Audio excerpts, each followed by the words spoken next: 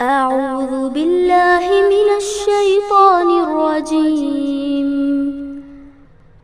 بسم الله الرحمن الرحيم. اقرأ باسم ربك الذي خلق.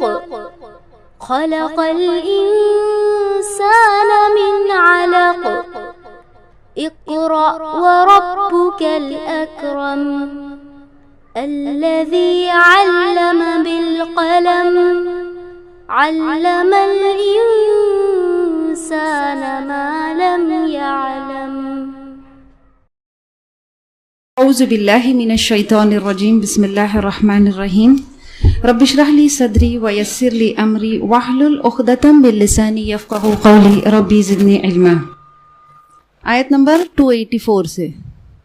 للہ ما فی السماوات وما فی الارض وَإِن تُبْدُوا مَا فِي أَنفُسِكُمْ أَوْ تُخْفُوهُ يُحَاسِبْكُمْ بِهِ اللَّهُ فَيَغْفِرُ لِمَن يَشَاءُ وَيُعَذِّبُ مَن يَشَاءُ وَاللَّهُ عَلَى كُلِّ شَيْءٍ قَدِيرٌ. لِلَّهِ مَا فِي السَّمَاوَاتِ وَمَا فِي الْأَرْضِ. اللہ کے لیے ہے جو کچھ آسمانوں میں ہے، وَمَا فِي الْأَرْضِ اور جو کچھ زمین میں ہے. وَإِن تُبْدُوا اور اگر تم ظاہر کرو، مَا فِي أَنفُسِكُمْ جو تمہارے دل میں ہے، او تخفوہ یا تم اسے چھپاؤ، یحاسبکم بہ اللہ اللہ اس کا حساب کرے گا. فیغفر لمن یشاء وہ بخش دے گا جسے چاہے، ویعذب من یشاء اور وہ عذاب دے گا جسے چاہے. واللہ علی کل شیء قدیر اور اللہ ہر چیز پر قدرت رکھنے والا ہے. دیکھیں یہ البقرہ جو ختم ہو رہا ہے، کسی بھی قرآن جو ہے ایک کہانی یا قصے کی کتاب نہیں ہے. قرآن کیسی کتاب ہے؟ ہدایت کی کتاب ہے. جیسے ہم ایک درس دیتے ہیں، ایک سپیچ دیتے ہیں، تو سپیچ میں کون سی دو چیز اہم ہوتی ہے؟ اس کا انٹروڈکشن اور اس کا اینڈ. اس کا انٹروڈکشن اور اینڈ، اور خاص کر جو اس کا اینڈ ہوتا ہے وہ اس طرح سے ہوتا ہے کہ جو آڈینس ہے، جب ہم کسی کو لیکچر دیتے ہیں تو ان کے لیے خاص ایک ایسا میسج ہوتا ہے کہ جب وہ وہاں سے جائے، 1 گھنٹہ 2 گھنٹے کی سپیچ سن لیا، سب کچھ تو دماغ میں نہیں رہے گا، لیکن جو آخری بات ان کو جو بتائی جائے گی وہ ان کے ذہن میں وہ چیز کیا ہوگا؟ وہ چیز ان کے ذہن میں رہے گا. تو قرآن جو ہے بالکل ایک خطبات کی طرح ہے، ایک سپیچ کی طرح ہے. اور قرآن کی یہ سب سے طویل سورہ ہے، سب سے لانگسٹ سورہ، اور اس کی جو آیت ہے، یہ جو پیچھے ہم جو گزر چکے ہیں اس کی سب سے طویل آیت بھی ہے. بہت البقرہ کی بہت سی آیتیں ہیں جو کافی بڑی آیتیں ہیں. اب یہ جو آیت ہے بالکل اس کا اینڈ ہو رہا ہے. تو یہاں پہ اللہ یہ جو آخری جو ہے آمن الرسول سے آخر تک، اور یہ والی جو ہے البقرہ میں 286 آیت ہے، 286 آیتیں. ان ساری آیتوں کو اس کا سمری، اس کا نچوڑ ان آیتوں میں ہے. تو کتنا مشکل کام رہے گا اگر آپ کو ایک بہت بڑا ایک کہانی آپ نے سن لی اور اس کا سمری آپ کو صرف آدھے پیج میں لکھنا ہے. کوئی بھی چیز چھوڑنا نہیں ہے، ہر پوائنٹ اس میں انکلوڈ ہوگا. کتنا مشکل کام ہے وہ، کہ اتنی ساری باتوں کو چند آیتوں میں سمیٹنا بہت مشکل کام ہے. یہ کوئی بشر کا کام نہیں ہے، یہ کوئی انسان نہیں کر سکتا ہے. یہ سمری جو ہے کسی چیز کی 286 آیت کی سمری کوئی انسان نہیں کر سکتا ہے. یہ آیتیں جب ہم پڑھتے ہیں تو اس سے اندازہ ہو جاتا ہے کہ یہ صرف اللہ کا کلام ہے نا. للہ ما فی السماوات وما فی الارض. اللہ کے لیے ہے کیا چیز؟ جو کچھ آسمان میں ہے اور جو کچھ زمین میں ہے. اچھا کیا ہے آسمانوں میں؟ ہمیں تو پتہ بھی نہیں ہے. پتہ ہے کیا ہے آسمانوں میں؟ نہیں. زمین میں ہم کدھر رہتے ہیں؟ آسمان میں رہتے ہیں؟ نہیں، زمین پر رہتے ہیں. زمین میں رہنے کے باوجود کیا ہم زمین کی ہر چیز کو جانتے ہیں؟ زمین میں کیا ہے؟ آج انسان نے اتنی ترقی کیا ہے، زمین میں سے پتہ نہیں کیا کیا چیز کا ڈسکوریز ہوا ہے، فلاں یہ وہ چیزیں، لیکن اب بھی انسان نے پوری طرح سے تحقیق نہیں کیا ہے کہ زمین کے اندر کیا کیا ہے.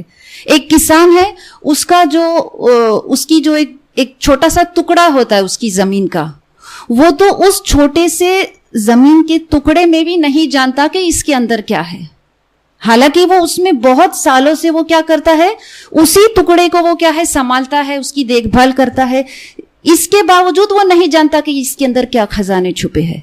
اب یہ بات ہے کہ ہم تو جانتے بھی نہیں کہ اس میں کیا ہے، لیکن اللہ تو وہ ساری چیز کا مالک ہے، وہ ساری زمین کا مالک ہے کہ جو ہم صرف امیجن بھی نہیں کر سکتے ہیں، وہ اس کا مالک ہے نا۔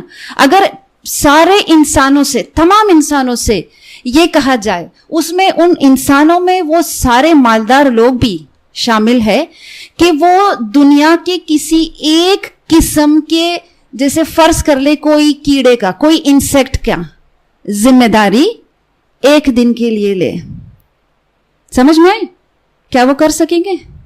صرف ایک دن کے لیے ان کی ساری ضرورتوں کو پورا کرے، کر سکتا ہے انسان؟ کہاں اللہ نے صرف ایک قسم کے کوئی جانور یا کیڑے کا نہیں، سارے انسانوں کا، اور جو ساری چیزیں اس نے بنایا ہے ان سب کا وہ مالک ہے، اور اس نے ان سب کو یہ چیز سکھایا ہے کہ وہ اپنی ضرورتیں کس طرح سے پورا کرے۔ تو یہ چیز جب ہم یہ سوچتے ہیں، کتنی گہری بات ہے، اس ڈیپ میننگ ہے اس آیت میں، للہ ما فی السماوات و ما فی الارض، مطلب اللہ کے لیے ہے، مطلب کیا؟ وہ ان ساری چیزوں کا مالک ہے۔ یہ ساری چیزیں پیچھے ہم نے کس کی آیت پڑھے؟ صدقہ خیرات کے بارے میں پڑھے، ہے نا؟ تو صدقہ خیرات کے بعد پھر یہ آیتیں آتی ہے نا، آیت دین کے بعد۔ تو تم یہ بات ذہن میں رکھ لو کہ یہ جو صدقہ خیرات بھی تم کرتے ہو، یہ تمہارے مال میں سے نہیں ہے، یہ تو تمہیں دیا گیا ہے۔ ہر چیز کا مالک کون ہے؟ جو تمہارے پاس ہے، جو ہر انسان کے پاس ہے، جو آسمان میں ہے، جو زمین میں ہے، ہر چیز کا مالک وہ ہے۔ تو جب ہم یہ ذہن میں تصور ہوتا ہے کہ اللہ کے لیے جو کچھ آسمانوں میں اور جو کچھ زمین میں ہے سب اسی کا ہے، مطلب وہ کیا ہے؟ وہ ہر چیز کا اونر ہے، مالک ہے۔ جب وہ مالک ہے تو ظاہر بات ہے ہم پھر کیا ہے؟ اگر کوئی مالک ہے، کوئی ماسٹر ہے، تو پھر ہم لوگ کیا ہے؟ ہم کیا ہے؟ ہم اس کے غلام ہیں۔ اور غلام کا کیا فرض ہے؟ کہ وہ اپنے مالک کی، اس کی فرما برداری کرے، اس کی بات سنے، اس کے لیے کام کرے، ہے نا؟ اگر آپ کو کوئی پتا چلا کہ فلاں شخص دنیا کے سب سے ریچسٹ آدمی کے انڈر کام کرتا ہے، اس کے لیے کتنی فخر کی بات ہوگی، وہ ہے کہ نہیں، کہ یہ فلاں شخص کے انڈر یہ کام کرتا ہے۔ اللہ نے ہمیں یہ زندگی دی ہے، یہ بہت چھوٹی سی زندگی دی ہے، ہمیں ہائر کیا گیا ہے کہ ہم اس دنیا میں آ کے کام کریں۔ تو اب ہم للہ ما فی السماوات و ما فی الارض، ہم اس مالک کے لیے ہائر کیے گئے ہیں کام کرنے کے لیے۔ اگر بندہ اپنے ذہن میں یہ تصور کرے، اب وہ اپنی زندگی کیسے گزارے گا؟ کیونکہ ہر وقت اس کے ذہن میں کیا خیال ہے؟ وہ کس کے لیے کام کر رہا ہے؟ اللہ کے لیے کام کر رہا ہے۔ اللہ اس کا مالک ہے اور وہ کیا ہے؟ وہ اس کا غلام ہے۔ اور یہ جب ہم البقرہ کی شروع کرے تھے تو اس شروع میں اسلام کے جو فنڈامنٹل پرنسپلز ہے اس سے اس کی ابتدا ہوئی تھی۔ جب یہ سورہ ختم ہو رہا ہے، اس کا جب اینڈ ہے، تو یہاں پہ کیا فنڈامنٹلز بتایا گیا ہے؟ سب سے اہم چیز ہے، یہ امپورٹنٹ فنڈامنٹل آف اسلام ہے کہ یہ بات ذہن میں رکھے کہ اللہ ایک ہے اور ساری اتھارٹی جو ہے وہ کس کے ہاتھ میں ہے؟ اللہ کے ہاتھ میں۔ تو اس سے للہ ما فی السماوات و ما فی الارض سے کیا پتا چلتا ہے کہ وہ اتھارٹی، کیونکہ سب کچھ جب اس کا ہے، جب اس کا اونرشپ، وہ اس کی ملکیت ہر چیز ہے، تو پھر اونرشپ جب اس کی ہے تو پھر حکومت بھی اس کی چلے گی، اتھارٹی بھی اس کی چلے گی۔ تو انسان اس کے سوا جب کسی اور کے آگے جھکتا ہے تو پھر یہ اس کی کیا ہے؟ یہ اس کی سب سے بڑی بدبختی ہے کہ وہ اس مالک کو چھوڑ کے، جس کی اس کو کیا کرنا ہے، اس کو بالکل پوری طرح سے فرما برداری کرنا ہے، وہ اس کو چھوڑ کے کسی کے آگے جھکتا ہے نا؟ تو یہ ہے کہ اللہ کی، اور یہ اس سے یہ بھی پتا چلتا ہے کہ اللہ جو ہے، اللہ کے لیے جو کچھ آسمانوں میں اور زمین میں ہے، مطلب اگر کوئی شخص کسی چیز کا اونر بنتا ہے، جیسے فرض کرے کہ ہم کسی گھر کے یا کسی ایک علاقے کا وہ مالک ہے، اب اس کی مرضی کہ وہ اپنی جو اس کی پراپرٹی ہے یا جو اس کی ملکیت ہے، اس سے وہ جو چاہے کرے. کوئی اس سے سوال کر سکتا ہے کہ تو نے اپنی دولت کو یہاں کیوں خرچ کیا, تو نے فلاں چیز کیوں کیا؟ تو اس کا جواب کیا ہوگا؟ میں یہ چیز کا مالک ہوں, میں جو چاہے کر سکتا ہوں. تو اللہ تو ہر چیز کا مالک ہے, زمین اور آسمان کی ہر چیز کا وہ مالک ہے. تو یہ اس کی مرضی ہے, اس کا ول ہے کہ وہ اپنی مخلوق کے ساتھ جو چیز اس نے بنایا ہے اس کے ساتھ وہ جو چاہے کر سکتا ہے. کوئی سوال کر سکتا ہے, جیسے اگر کوئی دنیا میں آج بہت سے لوگ سوال کرتے ہیں کہ ایسا کیوں ہوا, فلاں جگہ یہ حادثہ کیوں ہو گیا, کیا اللہ نے اس چیز کو روک نہیں سکتا تھا؟ تو یہ ہے کہ اللہ نے یہ ساری چیزیں بنائی ہے, یہ اس کی مرضی ہے کہ وہ جو چاہے اپنی جس چیز کو اس نے بنایا ہے اپنی کائنات اس کریشن کے ساتھ وہ کر سکتا ہے. انشاءاللہ ہم آگے دیکھیں گے کہ جو کچھ کر سکتا ہے کا مطلب یہ نہیں ہے کہ اس کی کسی بھی فیصلے میں ناانصافی ہے. وہ تو ہماری لمیٹڈ سوچ اور جو ذہن ہے, اللہ نے جو ہمیں دماغ دیا ہے وہ بہت لمیٹڈ ہے, ہم اس کی حکمت کو نہیں جان سکتے ہیں. اللہ نے ہمیں جو ذہن دیا ہے, جو دماغ دیا ہے, وہ اس کی اطاعت کرنے کے لیے دیا ہے, اس سے بحث کرنے کے لیے نہیں, سوال کرنے کے لیے نہیں. اللہ سے کوئی سوال نہیں کر سکتا ہے, وہ ہم سے سوال کرے گا, ہے نا. تو للہ ما فی السماوات و ما فی الارض وَإِن تُبْدُوا مَا فِي أَنفُسِكُمْ أَوْ تُخْفُوهُ يُحَاسِبْكُمْ بِهِ اللَّهُ. جو کچھ تم ظاہر کرتے ہو یا چھپاتے ہو اس کا تمہیں حساب دینا ہوگا.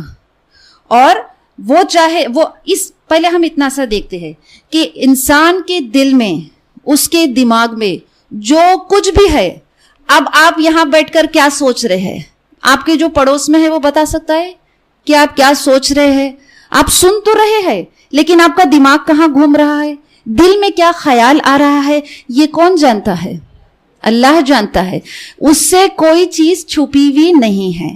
تو اس کے دو ایسپیکٹ ہے, دو پہلو ہے. ایک تو یہ ہے کہ اس سے یہ ظاہر ہوتا ہے کہ ہر انسان کو اپنا حساب, اکاؤنٹیبلٹی انڈیویجولی دینا ہوگا. ہاں, دوسرا یہ کہ اللہ سب کچھ جانتا ہے, جو تمہارے دل میں ہے, جو تمہارے ذہن میں ہے. صرف اتنا نہیں, یحاسبکم بہ اللہ, اور اس کے لیے اس خیال, وہ تھاٹ, وہ سوچ جو تمہارے دل میں ہے, وہ تمہارے دماغ میں ہے, یحاسبکم کیا ہوگا؟ اس کا حساب کیا جائے گا. کیسا لگتا ہے یہ سن کے؟ کیا ہر خیال جو ہمارے دل میں آتا ہے, ذہن میں آتا ہے, اللہ کے سوا کوئی نہیں جانتا ہے, لیکن اللہ اس کا حساب لے گا, اس کا حساب کرے گا. جب یہ آیت نازل ہوئی تھی تو صحابہ اللہ کے رسول صلی اللہ علیہ وسلم کے پاس گئے کہ اللہ کے رسول, کہ ہمیں جب یہ آیتیں جب نازل ہوئی کہ تم صدقہ خیرات کرو, نماز پڑھو, مطلب البقرہ میں کتنے احکام آئے ہے نا, وہ سارے چیز کیا ہے, ہم نے اپنی پوری اطاعت, پوری استطاعت, ہم نے سب کچھ لگا دیا اس پہ عمل کرنے کے لیے. مثال کے لیے صدقہ خیرات کے بارے میں جو آیتیں آئی ہے, اللہ نے کیا کہا کہ تم کتنا صدقہ کرو. جب صحابہ آپ سے پوچھتے ہیں کہ ہم کیا خرچ کریں, تو کیا جواب دیا تھا اللہ نے؟ ہاں, جو تمہاری ضرورت سے زیادہ ہے وہ سب تم خرچ کرو. کوئی بحث نہیں کیا. ہر صحابہ نے جو تھا اس وقت کے دور کے, تو انہوں نے جتنی ان کی ضرورت تھی اس کے علاوہ سب کچھ صدقہ خیرات کر دیا. کیا ہم یہ دعوے کے ساتھ کہہ سکتے کہ ہم اس پہ اس طرح سے عمل کرتے ہیں؟ نہیں. تو یہ ہے کہ انہوں نے کہا کہ ہم جیسے نماز ہے تو ہم اپنی پوری اطاعت, پوری کوشش کرتے ہیں کہ ہم اپنی پوری محنت لگا دیں کہ ہم نماز کو پابندی سے پڑھیں, کس طرح سے پڑھیں. لیکن اس احکام پہ ہم اس آیت جو نازل ہوئے اس کے بارے میں ہم کیا کریں؟ کیونکہ اس پہ تو ہمارا کوئی کنٹرول نہیں ہے نا, کہ وہ جو ذہن میں ہمارے خیال آتے ہیں, جو ہمارے دل میں خیال آتے ہیں, اللہ ہمیں اس کا حساب ہمیں اللہ کو دینا پڑے گا. تو یہ تو بہت ہی مشکل ہو گیا ہمارے لیے. تو ہم کیا کریں؟ تو اللہ کے رسول صلی اللہ علیہ وسلم نے کہا کہ تم پچھلی امت, پچھلی قوم کی طرح مت بنو جنہوں نے کہا سمعنا وعصینا, ہم نے سنا اور ہم نے نافرمانی کی، بلکہ تم یہ کہو سمعنا، مطلب جو کچھ اللہ نے نازل کیا کوئی بحث مت کرو، بس کہہ دو کہ ہم نے سنا اور ہم نے اطاعت کی. تو کیا سنا ہم نے؟ کہ ہمارا جو کچھ ہم سوچتے ہیں، ہمارے جو دل میں ہے، اس کا حساب ہوگا. سمعنا واطعنا، کوئی بحث نہیں کیا، انہوں نے کہا سمعنا واطعنا. جب انہوں نے یہ کہا، اس کے 1 سال بعد یہ آیت نازل ہوئی، للہ آمن الرسول بما انزل. یہ ان کا ایک ایمان کا ٹیسٹ تھا کہ 1 سال بعد ان کو اس آیت جو نازل ہوئی تھی اس کی وضاحت ہو گئی کہ اس کا مطلب یہ نہیں ہے کہ جو بھی خیال تمہارے دل میں دماغ میں آتا ہے اللہ تمہیں اس کی سزا دے گا، اس کا مطلب یہ نہیں ہے. لیکن پہلے کیا کرنا ہوگا؟ اللہ کے ہر حکم کو کیا کرنا ہوگا؟ سمعنا واطعنا، ہم نے سنا اور ہم نے اس کی اطاعت کی. تو یہ ہے کہ اللہ کے رسول صلی اللہ علیہ وسلم نے ان سے پوچھا کیا واقعی تمہارے ذہن میں ایسی، مطلب صحابہ نے کہا کہ ہمارے ذہن اور ہمارے دل میں تو ایسے ایسے خیال آتے ہیں کہ اگر وہ ظاہر ہو جائے تو ہم تو برباد ہو جائیں گے. مطلب کبھی کبھی ایسا محسوس ہوتا ہے کہ ہم جل جائے. اس قدر اور اس طریقے کے خیالات ہمارے دل میں آتے ہیں. تو اللہ کے رسول صلی اللہ علیہ وسلم نے ہم سے پوچھا کہ واقعی ایسے خیال تمہارے دل میں آتے ہیں؟ تو انہوں نے کہا کہ ہاں اللہ کے رسول ایسے خیال آتے ہیں. تو اللہ کے رسول صلی اللہ علیہ وسلم نے کہا کہ یہ ایمان کی علامت ہے. ایسے خیال کا دل میں آنا کیا ہے؟ ایمان کی علامت ہے. کیونکہ شیطان اس دل پہ کیا کرتا ہے؟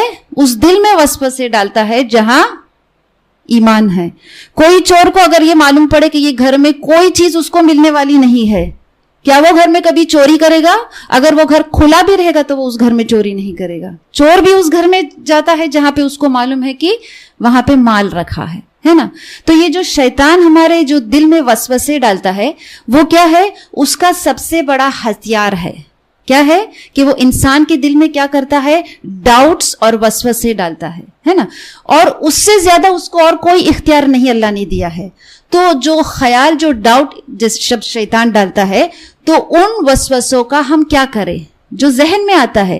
جیسے مثال کے لیے جب وہ ہمارے ذہن میں وسوسے ڈالتا ہے تو جو ڈاؤٹس اور کنفیوژن جو ہمارے ذہن میں یا دل میں آتا ہے اس کو کیا کرے؟ اس کو اگنور کرے، اس کو نیگلیکٹ کرے. اب اس کا مطلب یہ ہے کہ فرض کرے کہ کوئی شخص جب ہم نماز پڑھ رہے اور نماز کے دوران ہمیں ایک ڈاؤٹ اور کنفیوژن ہو گیا، کیا ہم نے 2 رکعت پڑھی یا 3؟ ہوتا ہے نا ایسا کبھی. اگر آپ کو یقین ہے کہ آپ سے غلطی ہوئی، کبھی کبھی ہوتا ہے کہ ہم بجائے بیٹھنے کے کھڑے ہو جاتے ہیں دوسری رکعت میں، اور ہمیں معلوم ہوتا ہے کہ یہ ہم سے کیا ہے؟ غلطی ہوئی ہے، مطلب ایک مسٹیک جو ہے وہ ہوا ہے، وہ ہمیں اچھی طرح سے پتا ہے. کبھی ایسا ہوتا ہے کہ ہمیں ایک ڈاؤٹ آتا ہے کہ مجھے کھڑے رہنا تھا یا بیٹھنا تھا. جب یقین ہے تو پھر کیا کرے؟ اس کا کمپنسیشن کرے، سجدہ سہو کر کے اس نماز کو کیا ہے؟ کمپلیٹ کرے. لیکن جب ایک ڈاؤٹ آتا ہے کہ اب ہم کیا کریں، تو پھر جو اسکالرز ہے، جو فقہ کے اسکالرز ہے، وہ یہ بتاتے ہیں کہ اس ڈاؤٹ پہ پھر دھیان نہ دے، یہ اسیوم کرے کہ میں نے نماز صحیح پڑھی ہے. سمجھ میں آیا؟ وضو کر رہے ہیں، وضو میں ہم اپنے پارٹس 3 دفعہ دھوتے ہیں. کبھی ڈاؤٹ آ گیا کہ میں نے 2 بار دھویا یا 3 بار، تو کیا کرے؟ ایک اور بار دھو لیتا انسان. یہ چیز نہ کرے. سمجھ میں آیا؟ اگر یقین ہے کہ میں نے صرف 2 بار ہی دھویا ہے تو پھر اس کو ایک اور بار دھو لے. لیکن اگر ڈاؤٹ ہے کہ میں نے 2 بار دھویا ہے یا 3 بار، ایسی کنڈیشن میں کیا کرے؟ اسیوم کرے کہ میں نے 3، بھلے ہی آپ نے 2 بار دھویا ہوگا لیکن اس کو کیا سمجھے؟ 3 دفعہ. کیوں؟ اس کی وجہ یہ ہے کہ فرض کرے کہ اگر آپ نے واقعی 3 بار دھویا ہے لیکن آپ کی ڈاؤٹ کی وجہ سے آپ اس کو ایک اور بار دھو رہے، تو آپ نے ایک سنت میں اضافہ کیا ہے. سنت کیا ہے؟ 3 دفعہ دھونا، 4 دفعہ دھونا نہیں ہے. نماز تو 2 دفعہ دھونے سے بھی وضو مکمل ہو جاتا ہے، 4 سے نہیں ہوتا ہے.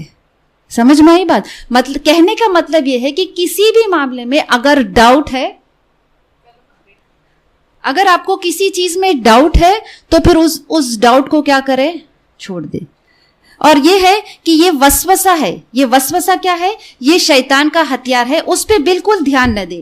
اور یہ ہے کہ ہم ان وسوسوں سے کس طرح سے مقابلہ کریں. وسوسے تو ہمیں کیا ہے, کبھی کبھی ہر وقت آتے, نماز کی حالت میں, غیر نماز کی حالت میں, ہر وقت آتا ہے. تو جو خیالات ہمارے ذہن میں آتے ہیں جس پہ ہمارا کوئی کنٹرول نہیں ہے, ان خیالات کو کیا کرے, اس کو اپنی زبان پہ نہ لائے. اس کے بارے میں کسی ان خیالات پر اللہ ہماری, جیسا بھی یہاں کہا ہے نا کہ تمہارے ذہن میں, تمہارے دل میں جو خیالات آتے اللہ تمہیں اس کا حساب دے گا. لیکن وہ حساب تب ہوگا جب آپ نے وہ وسوسے کو کیا ہے, عمل میں لایا ہے, اس وسوسے کو اپنی زبان پر لایا ہے. تب تک کیا ہے, اگر وہ صرف خیال ہے, اس کو عمل میں نہیں لایا ہے, اور چاہے وہ اللہ کے بارے میں ہو, دین کے بارے میں ہو, کسی انسان کے بارے میں ہو, جب تک وہ ہمارے ذہن میں ایک وسوسہ ہے, کیونکہ اس کا ہم پر کوئی کنٹرول نہیں ہے. تو جو غیر اختیاری خیالات جو ہمارے ذہن میں آتے ہیں, جس کا ہم پر کوئی کنٹرول نہیں ہے, اس پہ ہماری پکڑ نہیں ہوگی اگرچہ ہم نے اس پر عمل نہیں کیا ہے اور نہ اس کو کسی کو ظاہر کیا ہے. ان خیالات کو جب ہم کسی کو ذکر کرتے ہیں یا اس پر عمل کرتے ہیں, پھر اس کا پکڑ ہوگا. ہاں, اور یہ ہے کہ جب ہم وسوسوں سے جب ہم لڑتے ہیں تو ہم اس کو فائٹ نہیں کریں. مطلب مثال کے لیے کہ ہم یہ اپنے دماغ سے یہ نہ کہے کہ میں کوشش کروں گی کہ یہ فلاں خیال میرے ذہن میں نہ آئے. ہم جتنا اس کے بارے میں سوچیں گے کہ یہ خیال ہمارے ذہن میں نہیں آئے, وہ خیال ہمارے ذہن میں آئے گا. اللہ کے رسول صلی اللہ علیہ وسلم نے ہمیں ان وسوسوں سے بچنے کے لیے کون سی صورت تلاوت کرنے بولی؟ سورہ فلق ہے نا, سورہ فلق, سورہ ناس. یہ چیزیں کیا کرتی ہے, ان تھوڑا آگے, یہ جو صورتیں ہیں وہ ان وسوسوں سے کیا کرتا ہے, چھٹکارا دلاتا ہے. تو اس کو جیسے کہ بالکل کسی کے ساتھ ایسا ہم لڑائی کرتے ہیں, اس طرح سے اپنے وسوسوں کو, کیونکہ وہ ایسی چیز ہے جس کا ہم پر کوئی کنٹرول نہیں ہے نا, تو اس کو فائٹ کرنے کی کوشش نہ کرے, بلکہ کیا ہے, اللہ سے اس کی مدد مانگے. اور جب بھی کوئی ایسے خیالات ذہن میں آتے ہیں تو اس کو کیا کرے, اس کو بالکل اگنور کرے. اس کو ہماری پکڑ ان خیالات پر ہوگی جو ہم بالکل اختیار کے ساتھ سوچ سمجھ کر ہمارے ذہن میں جب ہم کوئی چیز کو بسنے دیتے ہیں, ان خیالات کا اللہ ہم سے کیا ہوگا, حساب لے گا. اس لیے جو خیالات جیسے کسی کے بارے میں کوئی بدگمانی کرنا یا کوئی تکبر کرنا یا حرص, حسد, یہ ساری جو برائی ہے یہ کوئی غیر اختیاری نہیں ہوتا ہے.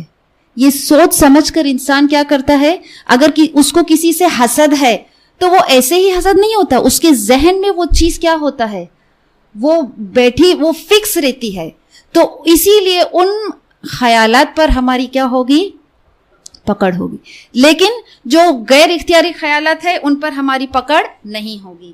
ابن عباس روایت کرتے ہیں کہ اللہ نے کیا چیز جو اچھائی اور برائی, جیسے یہ ہے نا کہ اچھے خیالات اور برے خیالات, تو اچھائی اور برائی کو اللہ نے کیا ہے, ڈیفائن کر دیا ہے, بتا دیا ہے کہ یہ اچھا ہے, یہ برا ہے.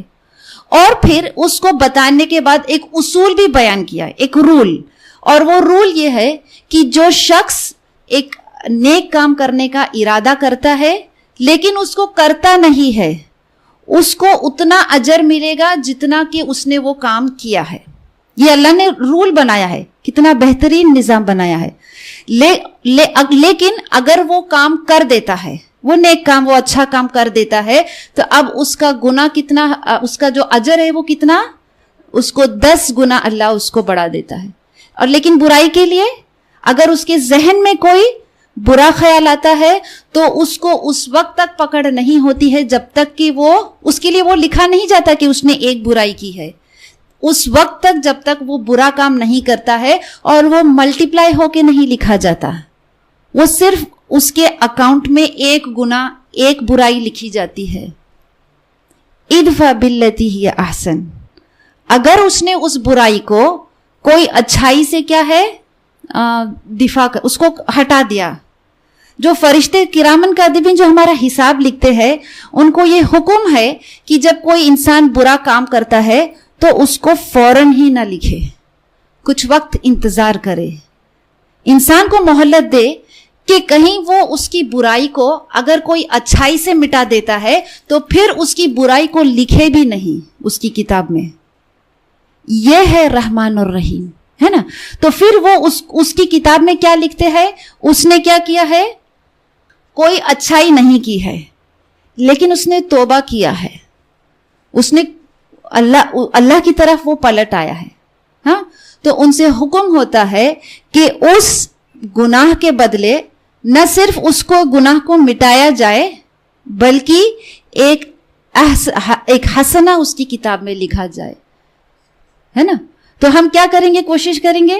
اللہ ہمیں کتنی ڈھیل دیتا ہے، کتنی اپرچونٹیز اور چانسز دیتا ہے کہ انسان کیا ہے، انسان جب گناہ بھی کرتا ہے تو اس کے لیے دروازے توبہ کی کیا ہے؟ کھلے رہتے ہیں، ہے نا. للہ ما فی السماوات. اب سوچئے کہ ہم یہ جو آیتیں ہیں ہم کتنے بار اس کو صرف پڑھ کر گزرتے ہیں، ہے نا. لیکن اب آج ہم اس کا جو میننگ، اس کا جو گہرائی اس کی ہے، اور یہ ہم پوری کوشش بھی نہیں کر سکتے ہم نے اس کی پوری گہرائی کو سمجھ لیا ہے. آپ اس کو جتنے بار پڑھیں گے، یہ پہلی بار میں نے نہیں پڑھا ہے، لیکن جب اس کا تفسیر اب کر رہی ہوں ایسا نہیں لگ رہا ہے کہ کبھی اس طرح سے بھی پڑھا تھا، کبھی اس طرح سے بھی اس کو سمجھا تھا. یہ اللہ کا کلام ہے کہ آپ اس کو جتنے بار پڑھیں گے، جتنی گہرائی سے آپ اس کو پڑھیں گے، اس کے اندر آپ کو نئے نئے خزانے ملتے ہی جائیں گے.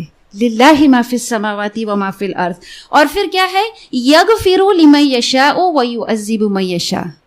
یہ بتانے کے بعد کہ اللہ ہمارا حساب لے گا ان خیالات کا، یہ بتایا ہے کہ وہ جسے چاہے وہ کیا کرے؟ بخش دے، اور جسے چاہے عذاب دے. اب یہ پڑھ کر ایسا لگتا ہے کہ یہ اللہ کی مرضی ہے، وہ جسے چاہے، مجھے فلاں شخص نہیں پسند ہے اس کو عذاب، یہ پسند ہے اس کو. اللہ کی جو ججمنٹ ہے وہ اندھا دھن نہیں ہے، انسان اندھا دھن فیصلہ کرے گا.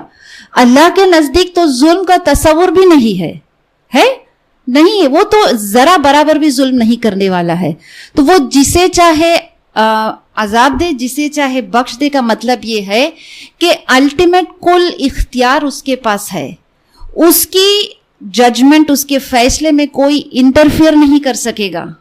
اگر وہ چاہے کسی شخص کو عذاب دینا تو کوئی اس کے عذاب کو روک نہیں سکتا ہے. اگر وہ کسی کو چاہے کہ وہ اس کو جنت میں ڈال دے تو کوئی اس کے فیصلے کو انٹرفیئر نہیں کر سکتا ہے. اس کا مطلب کیا ہے؟ یہ ہے. لیکن وہ کیا ہے؟ وہ ایک اصول اور وہ ایک طریقے سے وہ کیا ہے؟ ہر شخص جو ڈیزرو کرتا ہے، یہ وہ کس کو بخشتا ہے اور کس کو اس کی وضاحت بھی آگے آیت میں ہو جائے گی کہ وہ کس کو بخشتا ہے اور کس کو عذاب دیتا ہے، کہ وہ ہر شخص کو کیا کرتا ہے؟ اس کی وسعت کے برابر کیا ہے، جب اس جو پوٹینشیل دیا ہے اس کے حساب، اس کے بیسس پر وہ اس سے سوال کرتا ہے اور پھر اس کو بخشتا ہے یا پھر اس کو عذاب دیتا ہے. ابن عباس اس آیت کے بارے میں روایت کرتے ہیں، اور ابن عباس جو ہے وہ اللہ کے رسول صلی اللہ علیہ وسلم جب قرآن کی تفسیر کرتے تھے اس وقت تو کوئی تفسیر موجود نہیں تھی. جو کچھ وحی نازل ہوتی تھی اس کا جو ایکسپلینیشن ہے وہ کس طرح سے ان کو بتاتے تھے؟ عمل کر کے بتاتے تھے. تو قرآن کی ایسی کوئی آیت نہیں ہے جس کی تفسیر ابن عباس نے نہیں کی ہے. اب آپ سوچئے کہ کس قدر انہوں نے قرآن کو ڈائریکٹ اللہ کے رسول صلی اللہ علیہ وسلم. اب ہم قرآن سنتے ہمیں کتنا مزہ آ رہا ہے. اب وہ سوچئے کہ وہ قرآن، وہ کلام کس سے سن رہے تھے، ان کی تفسیر کیسی ہوئی ہوگی ہر آیت کی.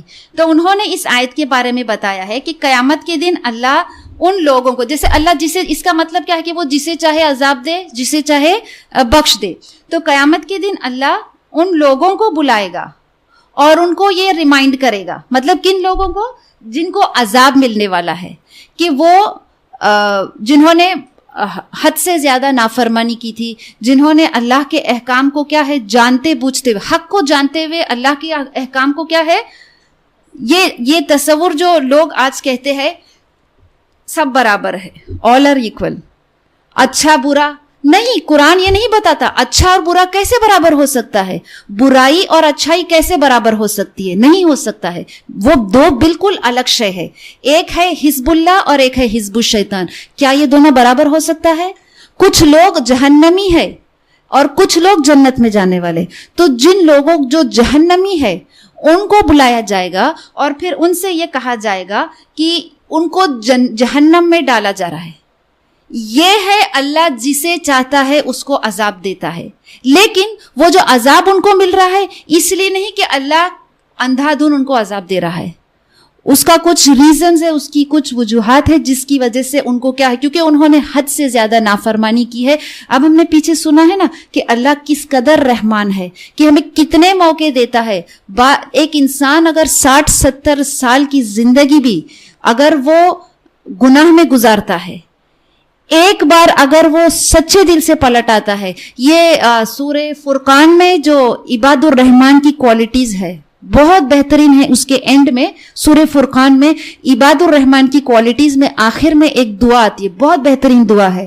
تو اس میں یہ ہے کہ اللہ کیا ہے, بخشنے والا ہے.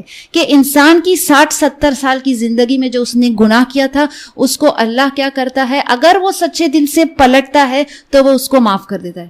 اس کے باوجود اگر کوئی شخص عذاب کا مستحق ہے تو پھر یہ اس کی بدبختی ہے کہ اس نے کیا ہے, وہ پلٹ کر نہیں آیا ہے. یہ نہیں کہ اللہ نے جہنم اس لیے نہیں تیار کی ہے کہ وہ انسانوں کو جہنم میں ڈالے گا. جہنم اس لیے تیار کی گئی ہے کیونکہ وہ اس کا انصاف ہے.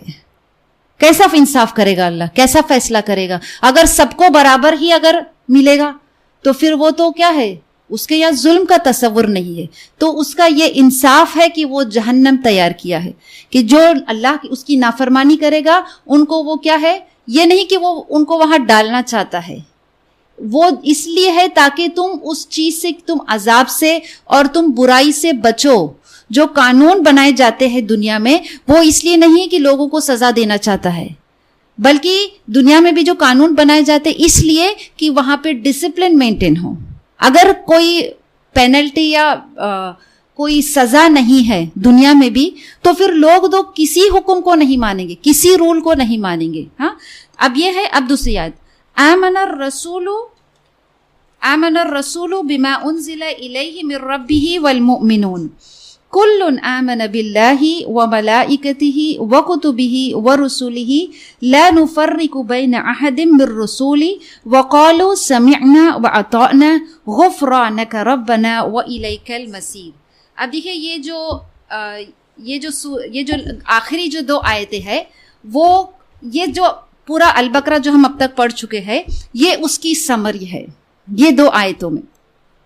اور یہ 2 آیتوں کی اہمیت یہ ہے کہ جب کوئی طویل سورہ ہوتا ہے جیسے البقرہ, آل عمران, یہ قرآن کی بہت طویل صورتوں میں سے ہے, تو جب وہ سورہ بہت لمبا ہوتا ہے تو اس کی جو ابتدا کی اور آخری جو آیتیں ہیں ان کی تلاوت کرنے کی بہت زیادہ فضیلت ہوتی ہے. یہ جو آیتیں ہیں یہ ابن عباس اس کی بارے میں روایت کرتے ہیں کہ اللہ نے کائنات بنانے سے 2000 سال پہلے ان آیتوں کو اپنے دست مبارک سے لکھا تھا. یہ کون سی آیتیں ہیں؟ یہ آیتیں جو ہے, اور حضرت علی اور حضرت عمر روایت کرتے, یہ کہتے ہیں کہ بڑا بد نصیب ہے وہ شخص جو روز رات کو ان 2 آیتوں کی تلاوت نہیں کرتا ہے. کرتے ہیں آپ لوگ یہ تلاوت؟ ہاں. آمن الرسول سے بالکل 2-4-5 منٹ لگے گا, ہم اس کا میننگ بھی جانتے ہیں, آج تفسیر بھی سن لیں گے اور انشاءاللہ اس کی روزانہ تلاوت کریں گے. تو چونکہ یہ جو ہے یہ لاسٹ کا جو ہے اور شروع کے جو ہے ان کی جو اہمیت ہوتی تلاوت کی وہ بہت زیادہ ہوتی ہے. جب مردے کو دفن کیا جاتا ہے, جب اس پہ مٹی ڈال دی جاتی ہے تو ایک شخص ہوتا ہے جو قاری ہے, وہ اس کے سراہنے کھڑے ہو کے البقرہ کی جو ابتدا کی کچھ آیتوں کی تلاوت کرتا ہے.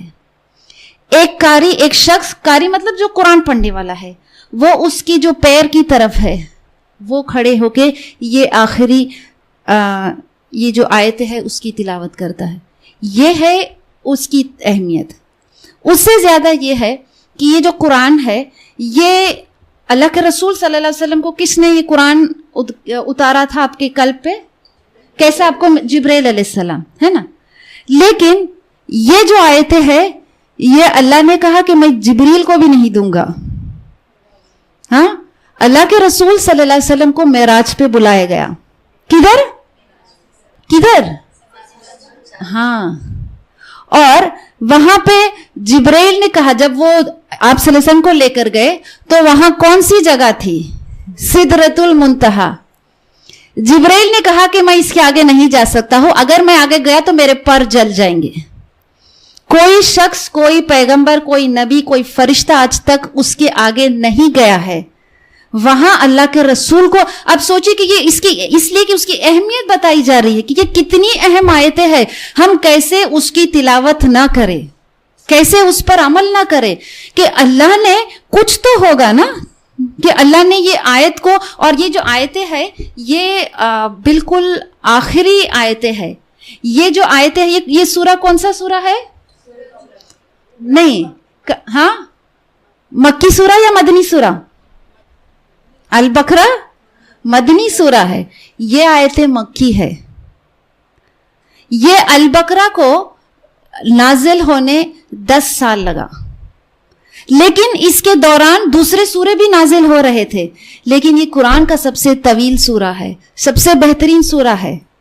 ये 2 सूरे जो है अल बकरा और आले इमरान, उसकी तिलावत हमें रोजाना करना चाहिए। ये नहीं कि आज हमने इसको खत्म कर दिया, इसका एग्जाम दे दिया, आले इमरान शुरू हो गया, अब उसको भूल गया, अब उसको फिर कब पढ़ेंगे। उसको रोज पढ़ना है, क्योंकि ये जो सूरे है ये अल बकरा जैसे है सूरा ऑफ लॉज है, अहकामात से भरा हुआ सूरा है ना। इसकी रोजाना तिलावत करें, क्योंकि इसकी बहुत ज्यादा क्या है, अहमियत है। जो बातिल है वो इस सूरे का मुकाबला नहीं कर सकते, जादूगर भी इस सूरे का मुकाबला नहीं कर सकते हैं, इतनी अहमियत है ये सूरे की। हाँ, और ये जो सूरा है आले इमरान और सूरे अल बकरा, ये जोड़ी सूरा है। कयामत के दिन ये जिन्होंने इसकी तिलावत बहुत ज्यादा की थी, उनके सर पर ये एक बादल की शक्ल में आएगा। उस दिन जब कोई साया नहीं रहेगा, ये सूरे उस शख्स को साया देगा। और उस दिन एक पुकारने वाला लोगों को पुकारेगा। जैसे कुरान पढ़ने वाले तो बहुत से होंगे, अहलुल कुरान, कुरान पढ़ने वाले, जैसे हम उनमें से भी उन लोगों को आवाज दी जाएगी जिन्होंने ये सूरा पढ़ा था, वो आगे आ जाए। यह है उन सूरों की अहमियत, पूरी सूरा। और ये जो है, ये जो आमनर रसूलु है, उन आयतों की पढ़ने की मैं एक्चुअली ये नहीं चाहती थी, लेकिन क्योंकि ये बताना, इसलिए मैं आपको बता दे रही हूं कि ये जो है आमनर रसूलु से आखिरी तक, अगर उसकी रोजाना तिलावत की जाए तो उसकी फजीलत ये है कि वो इंसान को, वो जो उसका कुरान पढ़ने का, उसका तिलावत का जो रोज एक क्या कहते हैं वो रहता है, ये उसको कंप्लीट कर देता है। मतलब कयामत के दिन अगर कोई शख्स ने इसकी रोजाना तिलावत की है तो उसका नाम उन लोगों में शुमार नहीं होगा जो कुरान को निग्लेक्ट करते थे। सिर्फ इसको पढ़ लेना। अब आप सिर्फ इसको मत पढ़े, देखिए ये आपकी मर्जी, आप नमाज में पढ़े, लेकिन ये है कि उसको जी इसलिए नहीं कि आपको वो 2.5 पारा नहीं पढ़ना है। देखिए फजीलत बता दी है, अब ये अपने ऊपर है कि आप उसको क्या करें। अगर रोजाना एक वक्त लिमिट कर, एक वक्त फिक्स कर दे और फिर उसकी तिलावत करे तो मुश्किल नहीं है। अगर हम देखें तो कितना लगेगा, ज्यादा से ज्यादा 1 घंटा, और जरूरी नहीं कि आपको पूरा एक ही घंटे में पढ़ना है। अगर आधा घंटा, 15 मिनट, जितना भी आपको दिन में वक्त मिलता है। और कुरान एक ऐसा मौजज़ा है कि जब आप उसको रोजाना तिलावत करेंगे तो फिर क्या होगा। तबारकल्लज़ी कभी आपने हिफ्स किया है? हिफ्स किया है?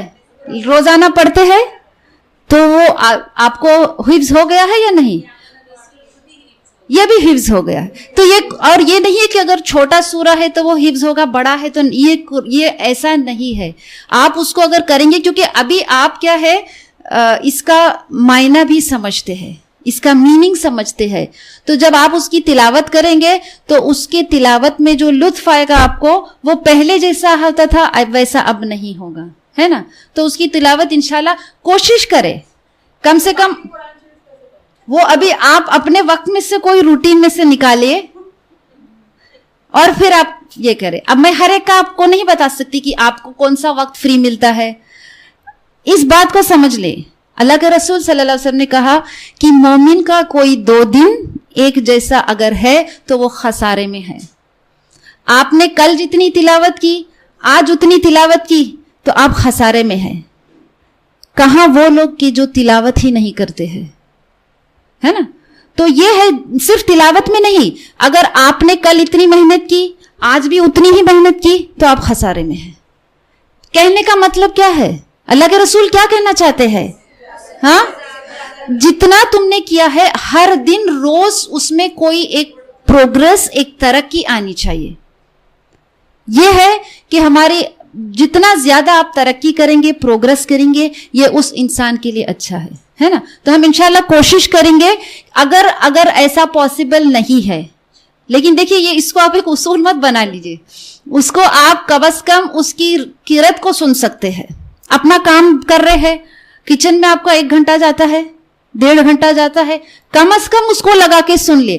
اور جب آپ اس کو سنتے ہیں تو وہ آپ کی زبان پر بھی ہوتا ہے نا.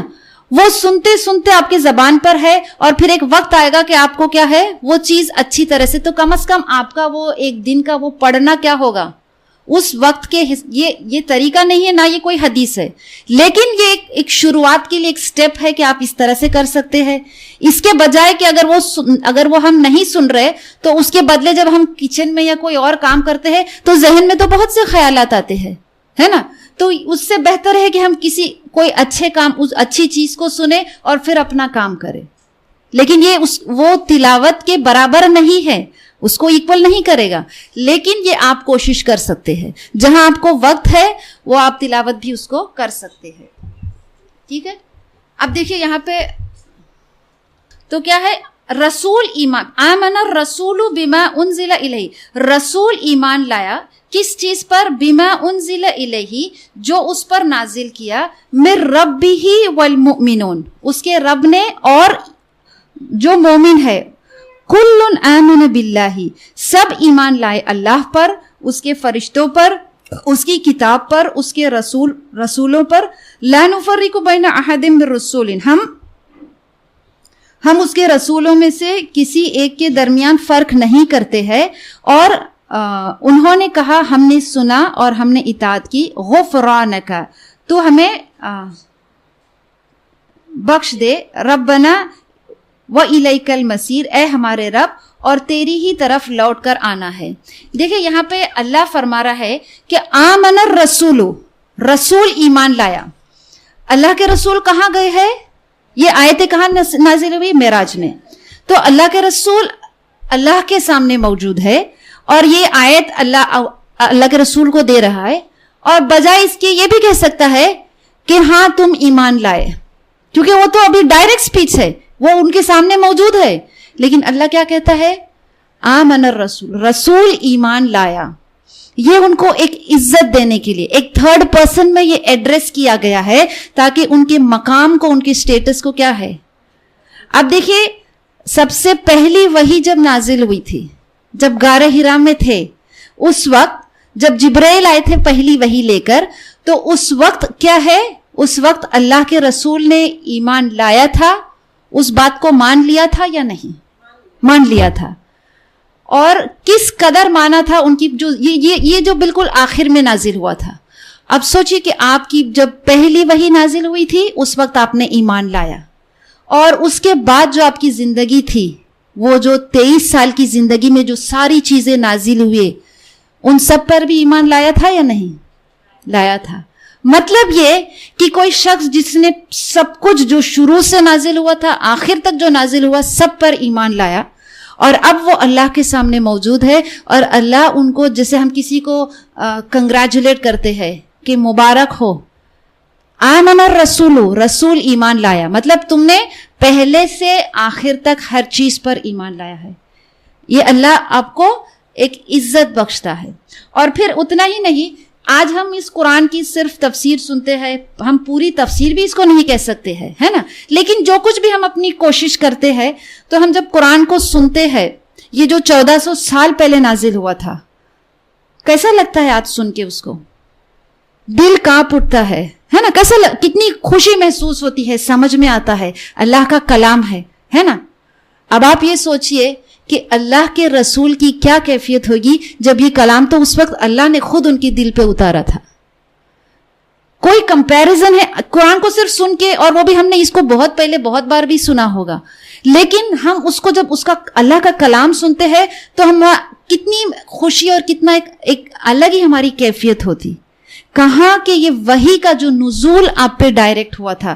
تو کیا ہم اللہ یہاں پہ صرف رسول کے ایمان کی تصدیق نہیں کرتا ہے, آمن الرسول بما انزل الیہ, رسول ایمان لایا, جسے اللہ ان کو مبارکبادی دے رہا ہے کہ تم ایمان لائے, والمؤمنون, اور کون؟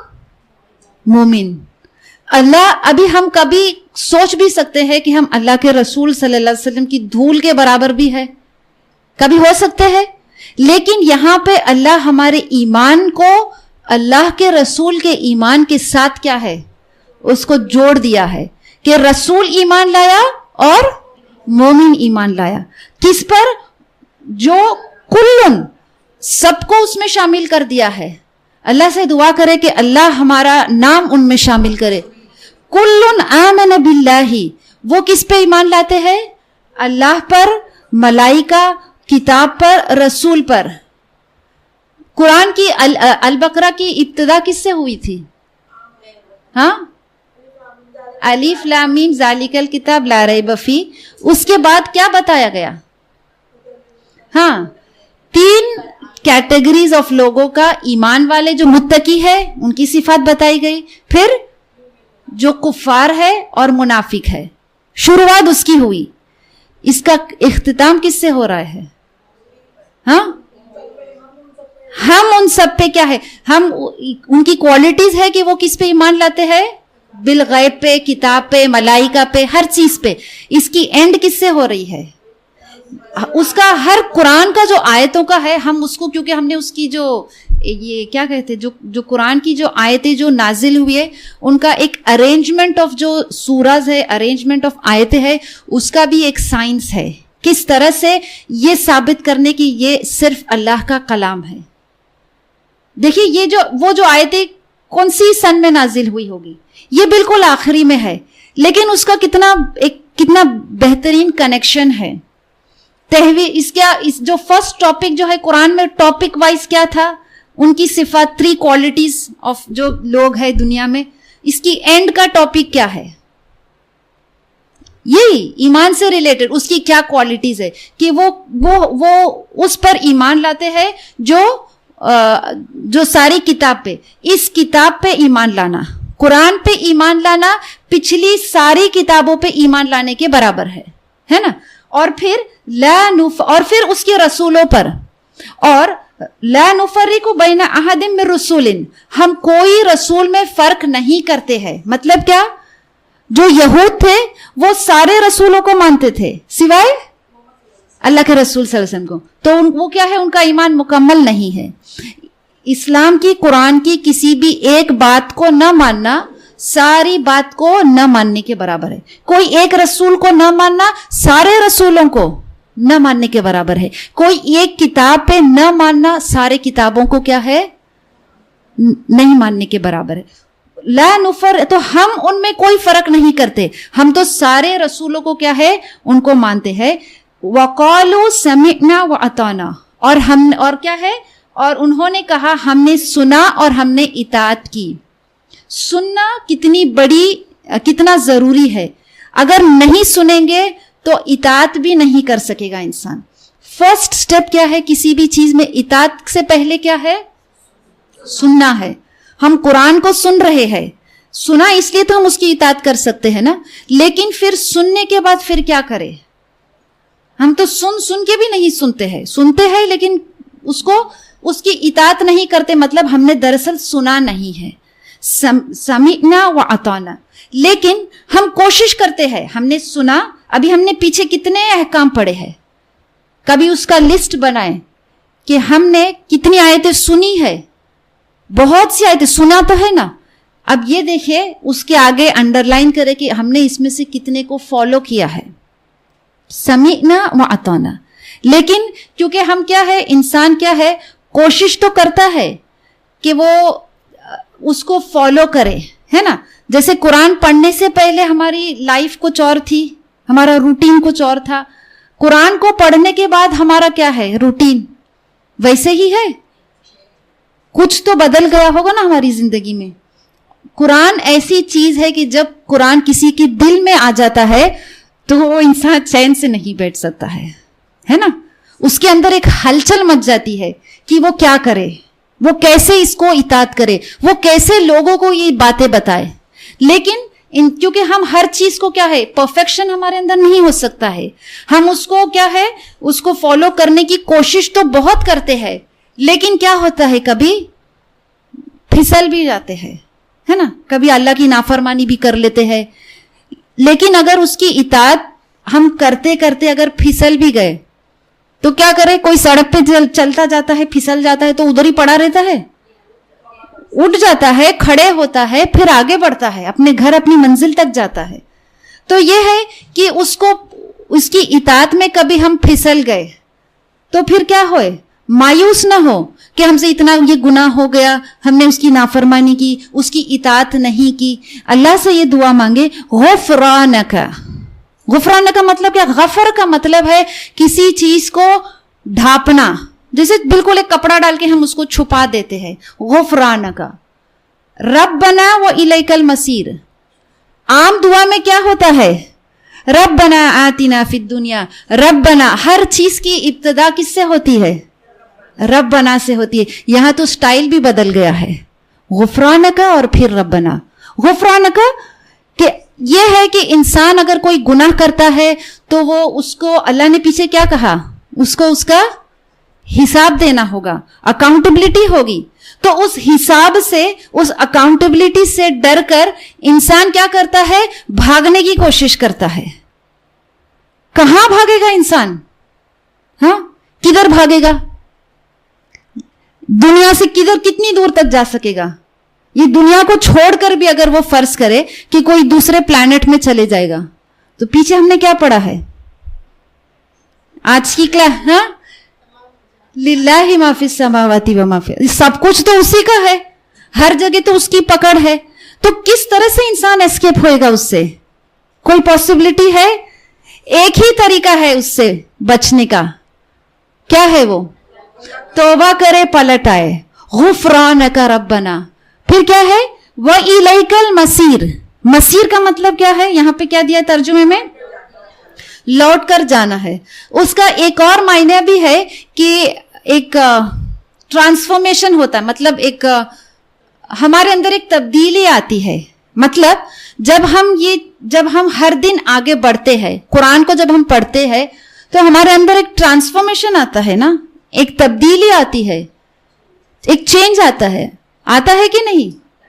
اچھا اگر نہیں بھی آتا ہے تو کم از کم یہ خیال آتا ہے, ایک ریئلائزیشن تو ہوتا ہے نا کم از کم, بھلے ہم نے بالکل بدلا نہیں, یہ چینج نہیں ہوئے ہے, صرف ایک تھاٹ آیا ہے, ایک خیال, ریئلائزیشن ہوا ہے کہ نہیں ہمیں بدلنا ہے.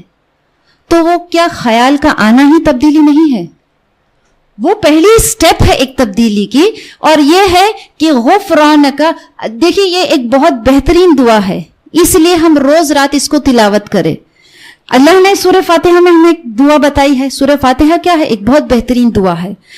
انسان کو اللہ نے, ہمیں کس چیز کی دعا اللہ سے مانگنا ہے, ہمیں اللہ سے کیا مانگنا ہے یہ بھی نہیں آتا, کیسے مانگنا ہے وہ بھی نہیں آتا. اللہ نے ہمیں سکھایا ہے. تو دیکھو اگر مانگنا ہے تو یہ مانگو, طریقہ یہ ہے, ادب یہ ہے, ایٹیکیٹ یہ ہے کہ اس طرح سے مانگنا ہے. تو ہم اس کو کیا ہے, اس لیے حضرت علی اور حضرت عمر نے کہا کہ بہت بد نصیب ہے وہ شخص جو روز رات اس کو تلاوت نہیں کرتا ہے. اور یہ جو ہے اس کی تلاوت کرنا اس دن کے لیے اس کو کافی ہو جاتا ہے کہ اتنی اہمیت ہے ان آیتوں میں کہ غفرانک ربنا وإلیک المصیر. تو یہ ہے کہ ہم تیری ہی طرف کیا ہے, کیوں ہم اس سے بھاگے.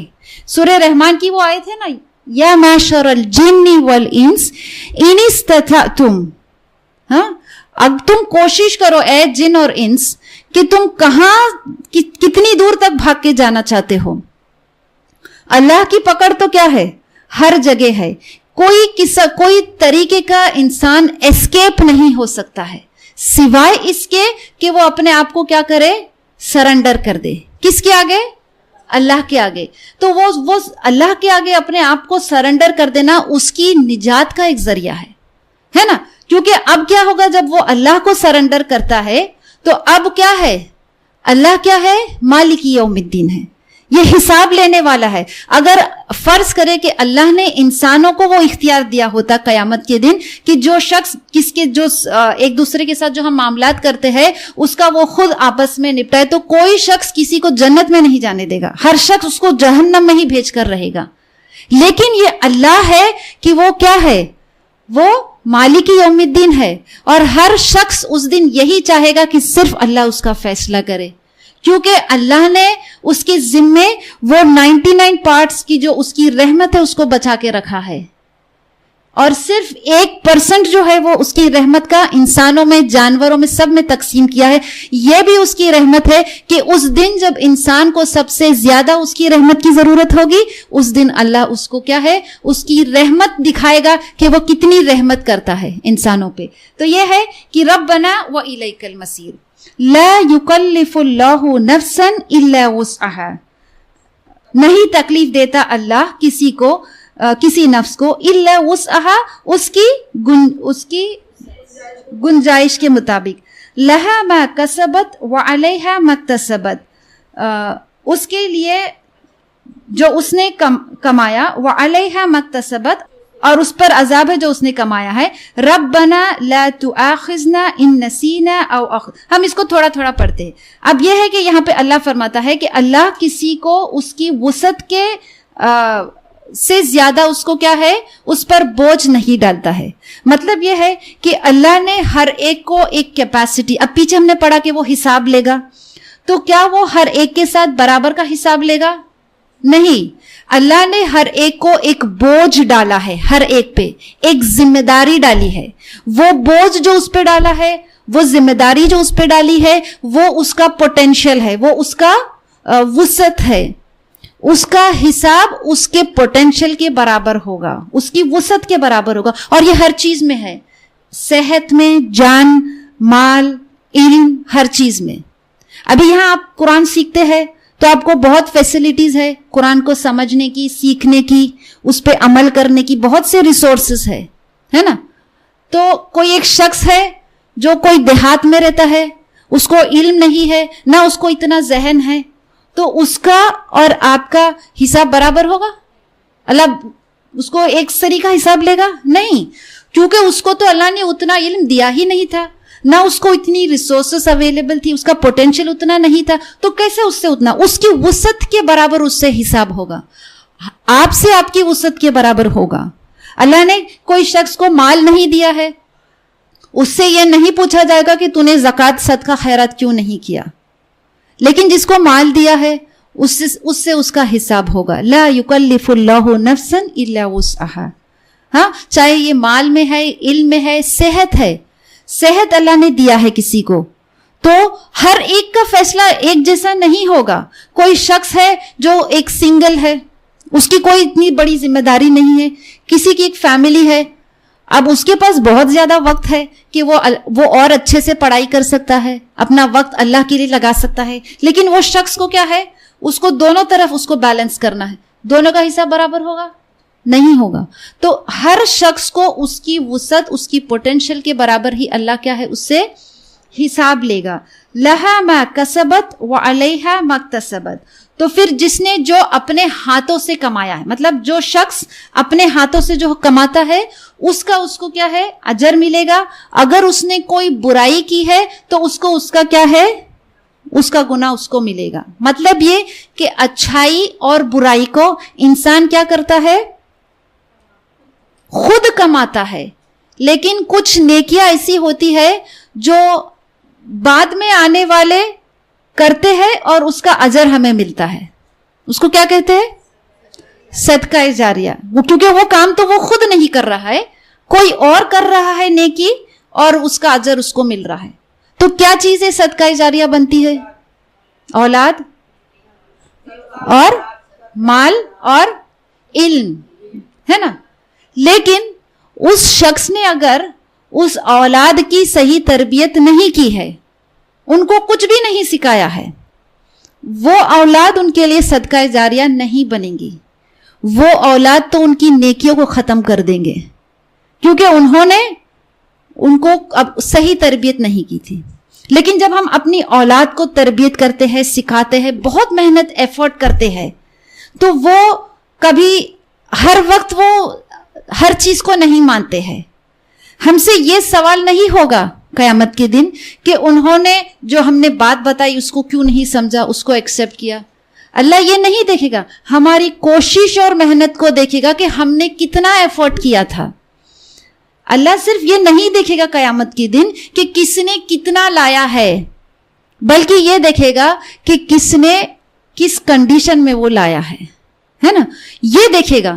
اس لیے وہ مالک یوم الدین ہے کہ اس کے لیے وہ ملے گا جو وہ اس نے کمایا ہے نا۔ تو ہم جو ہے کوئی شخص اپنی اولاد کو صحیح تربیت، مطلب وہ خود اتنا علم والا نہیں ہے کہ وہ سکھا سکتا ہے، لیکن کم از کم وہ اس کے لیے کوئی ایک ذریعہ بناتا ہے کہ اس کو کہیں بھیجتا ہے علم سیکھنے کے لیے، یا کسی اور کے پاس بھیجتا ہے کہ وہ صحیح دین یا علم کو سیکھے۔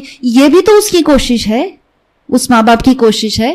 اس لیے اس کو اب اس کا اجر جو ہے، کیونکہ اس نے اس کا ایفورٹ تھا، اس کی کوشش تھی، اس کی محنت تھی، وہ چاہتا تھا کہ اس کی اولاد کو صحیح تربیت ملے، تو اس کی جو ایفورٹ اور کوشش ہوگی اللہ اس کو کیا ہے، اس کو قیامت کے دن جب ہر چیز کیا ہوگا، تولا جائے گا۔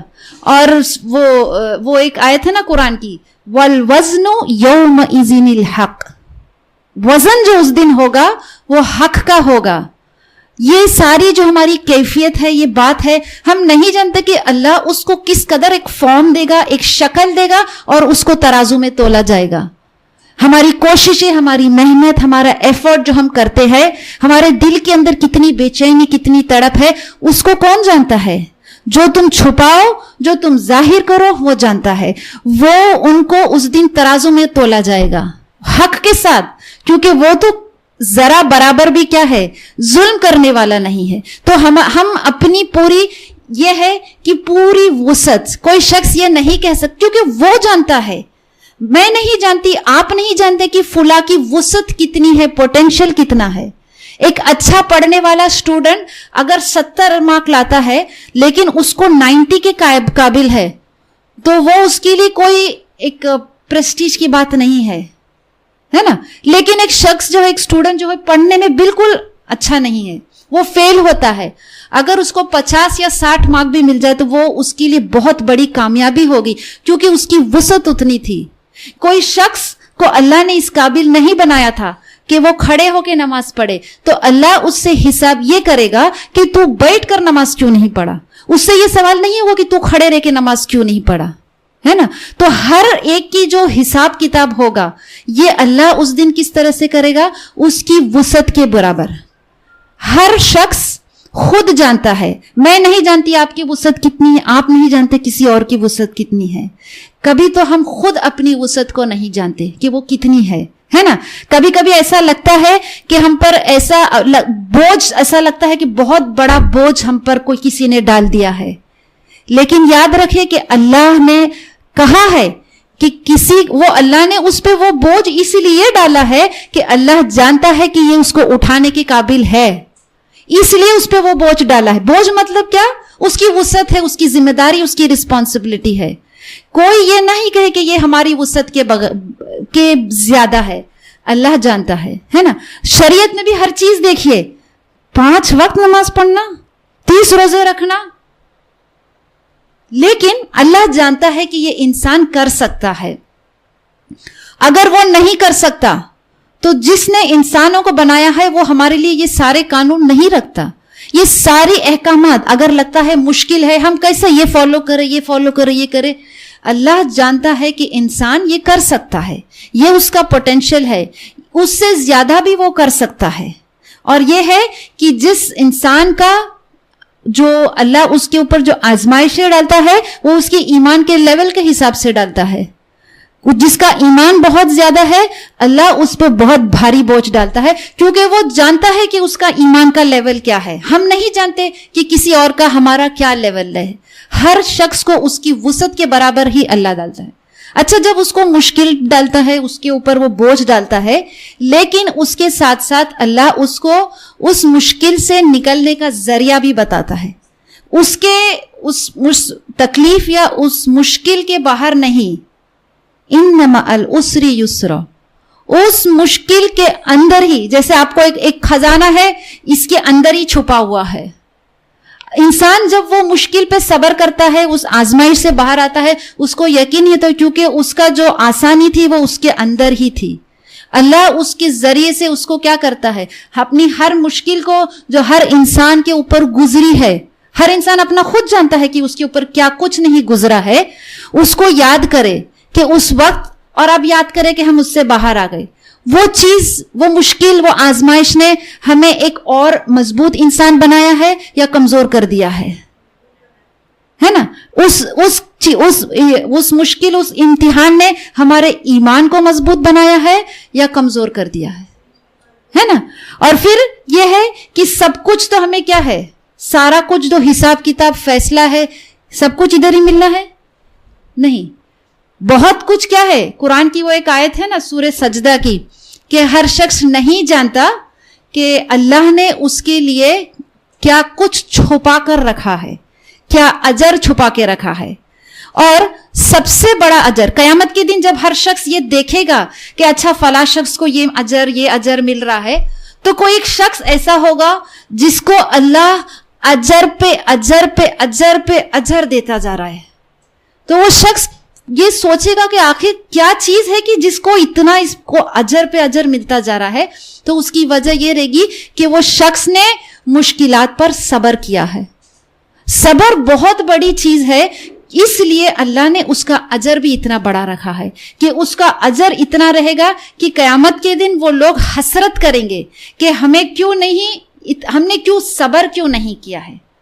آج ہم یہ آیتیں پڑھ کے ہمیں اللہ موقع دیتا ہے کہ ہم کیا کریں. اور صبر ایسی چیز نہیں ہے جو انسان کو پیدائشی ہوتی ہے, اس کو کیا کرنا پڑتا ہے, ڈیولپ کرنا پڑتا ہے. صبر کو کیا ہے, انشاءاللہ وقت نہیں ہے, ہم کسی اور کلاس میں دیکھیں گے. بہت بہترین سورہ ہے والعصر, ہے نا. اس میں کیا ہے, تواصوا بالحق و تواصوا بالصبر, کہ یہ ہے کہ اللہ نے اگر پوری قرآن نازل نہیں کیا ہوتا, انسان کی نجات کے لیے یہ سورہ کافی ہوتا تھا. کون سا سورہ, 3 آیتیں. سوچئے کہ کیا ہوگا وہ سورے کے اندر, اس پہ عمل کرنا کیا ہوگا کہ وہ انسان کو اس کی نجات کا ذریعہ بن سکتا ہے. ان سارے سوروں کو کیا ہے, یہ قرآن کو پڑھ کے اس پہ عمل کرنے کی کوشش کریں.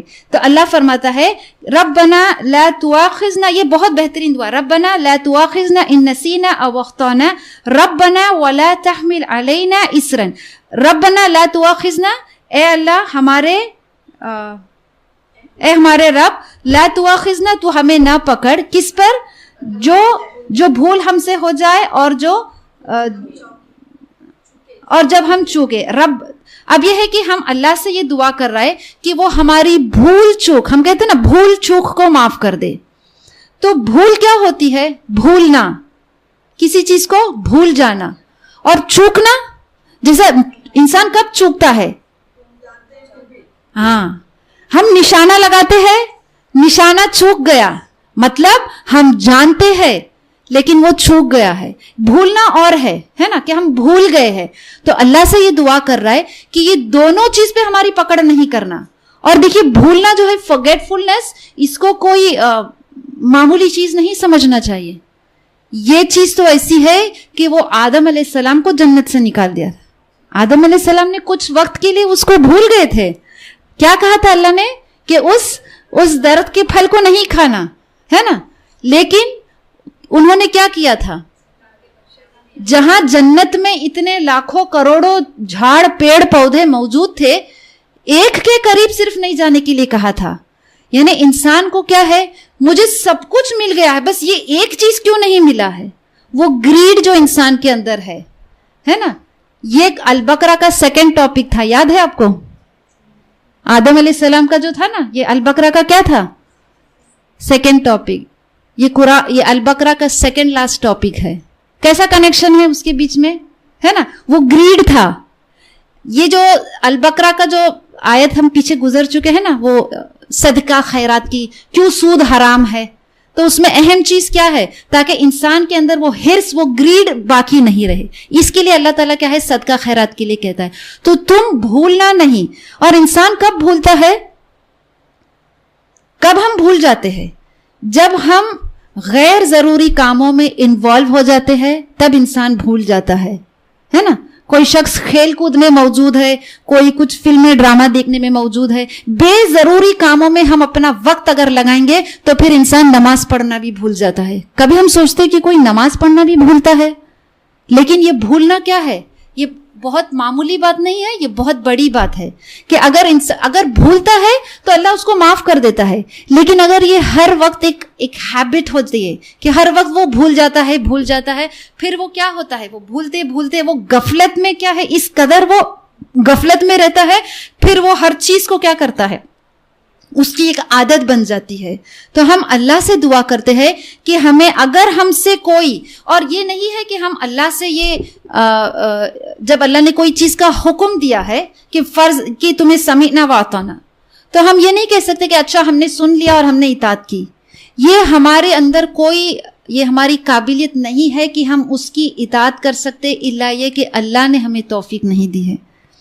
کوئی کہہ سکتا کہ ہاں اچھا اللہ نے یہ حکم دیا ہے, ہم اس حکم پر چلتے ہیں, بلکہ اللہ سے یہ دعا کرے کہ ہم کوشش کریں گے اطاعت کی, لیکن اس کوشش کے دوران اگر ہم بھول گئے, اگر ہم سے کوئی چوک ہوئی, اور یہ تو ہم سے ہوگی ہی, کوئی کہہ سکتا ہے کہ نہیں ہوگی, بھول چوک اگر ہو گئی تو ہمیں کیا ہے, بخش دے.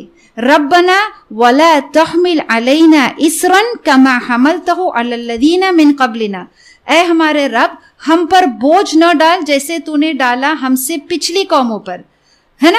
یہ ہے کہ اللہ سے ہم دعا کر رہے ہیں, پچھلی قوموں پر کیا بوجھ ڈالا تھا, ان کی شریعت کی بہت ساری ان کی جو پابندیاں تھی.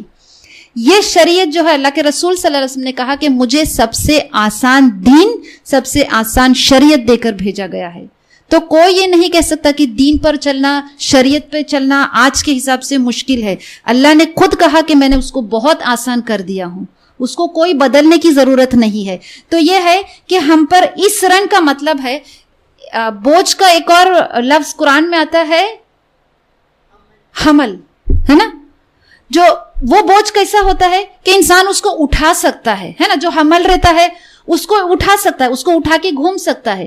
اس رن ایسا بوجھ ہے, اتنا بھاری بوجھ ہے کہ انسان اس کو نہیں اٹھا سکتا ہے.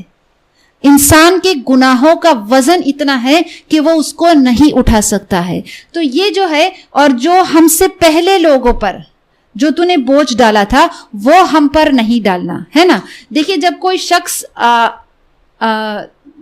یہاں پہ اللہ نے کہا کہ سمعنا و اطعنا, ہے نا, اور پھر غفرانک, مطلب یہ ہے کہ نارملی ہم معافی اس وقت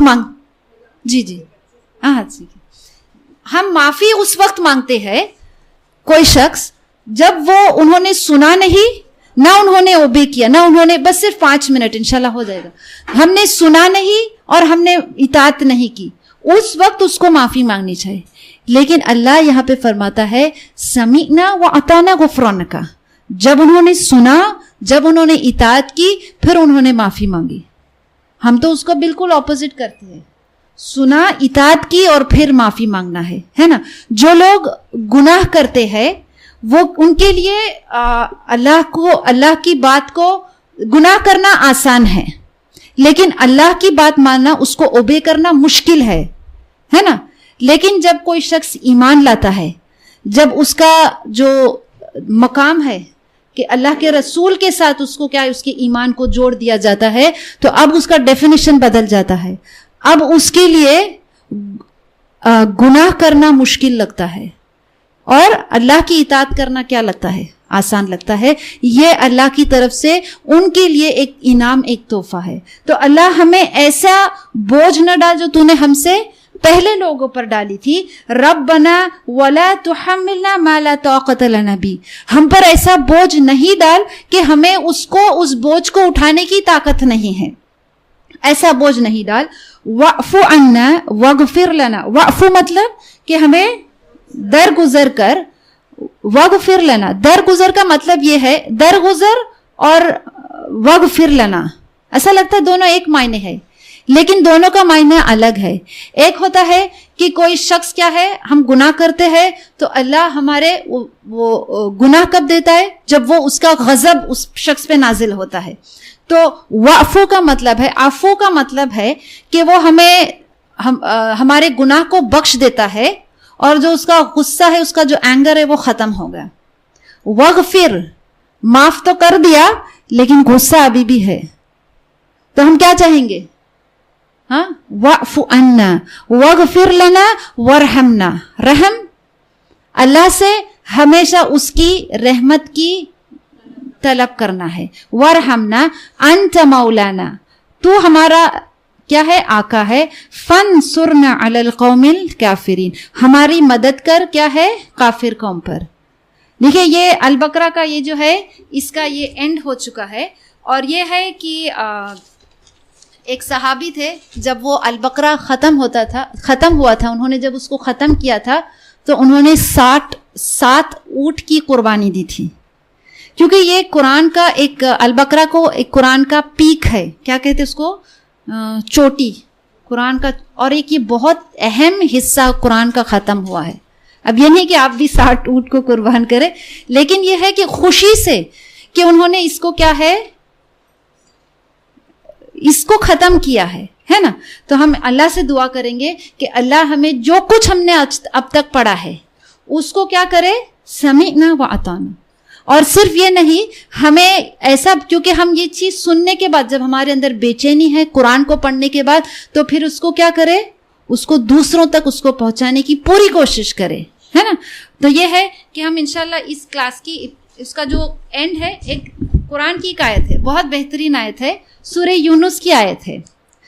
या अय्युहन नास, ए लोगो, कद जाअतकुम मौइज़तुम मिर रब्बिकुम, तहकीक कि तुम्हारे पास क्या आया है, एक नसीहत आई है अपने रब की तरफ से, मिर रब्बिकुम व शिफाउ वमा फी सुदूर, और जो तुम्हारे पास जो इंस्ट्रक्शन आया है तुम्हारे रब की तरफ से, और ये जो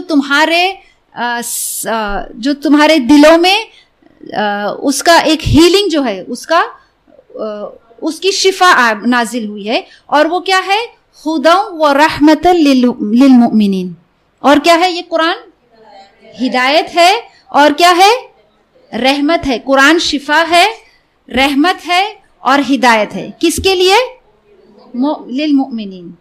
कुल, कह दीजिए, बिफज़लिल्लाहि व बिरहमतिही फबिज़ालिका फलयफ़रहू हुवा खैरुम मिम्मा यजमऊन। क्या कहा अल्लाह ने कि ये जो कुरान हमने पढ़ा है ये उन सारी चीजों से बेहतर है जो लोग जमा कर रहे हैं, है ना। क्या जमा कर रहे हैं आज लोग, अल्लाह यहां पे कह रहा है कि उसमें क्या है, तुम फल यफरहू, तुम इसमें खुशियां मनाओ, रिजॉइस करो। किस चीज में, क्योंकि जो तुमने समेटा है वो उन सारी चीजों से बेहतर है जो लोग समेट रहे हैं। कुल बिफज़लिल्लाहि व बिरहमतिही फलिज़ालिका फलयफ़रहू हुवा खैरुम मिम्मा यजमऊन। हम अल्लाह से बिल्कुल दिल से दुआ करते हैं, उसका शुक्र अदा करते हैं कि अल्लाह ने हमें ये तौफीक दी कि हम वो जमा कर सके कि वो हमारे मीज़ान में क्या होगा, क़यामत के दिन वो भारी हो जाएगा। और इस बात की खुशी मनाए, लेकिन खुशी किस तरह से मनाए, जब कोई शख्स जानता है कि हमें वो एक ट्रेजर मिला है, तुम उसकी अहमियत को नहीं समझ सकोगे।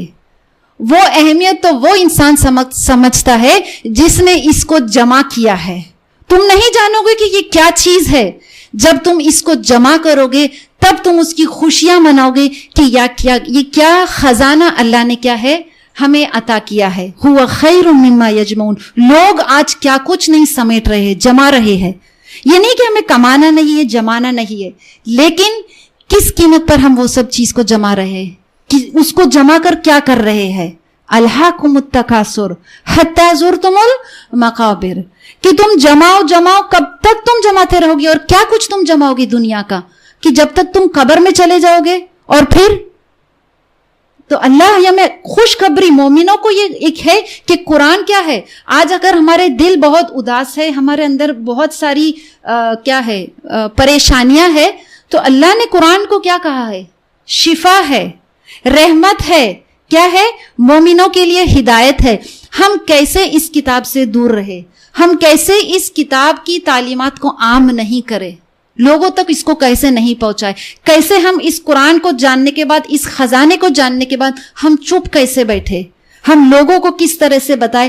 یہ فکر, یہ بے چینی ہمارے اندر کیا ہے, اندر ہر وقت ہلچل مچانی چاہیے کہ ہم کوشش کریں کہ ہم کس طرح سے اس کو لوگوں تک بس پہنچا دیں. ہم نہیں جانتے کہ ہماری آنکھیں کب بند ہوگی, اور پھر اللہ ہم سے یہ نہیں پوچھے گا کہ تم نے اس قرآن کی تفسیر لوگوں کو کی.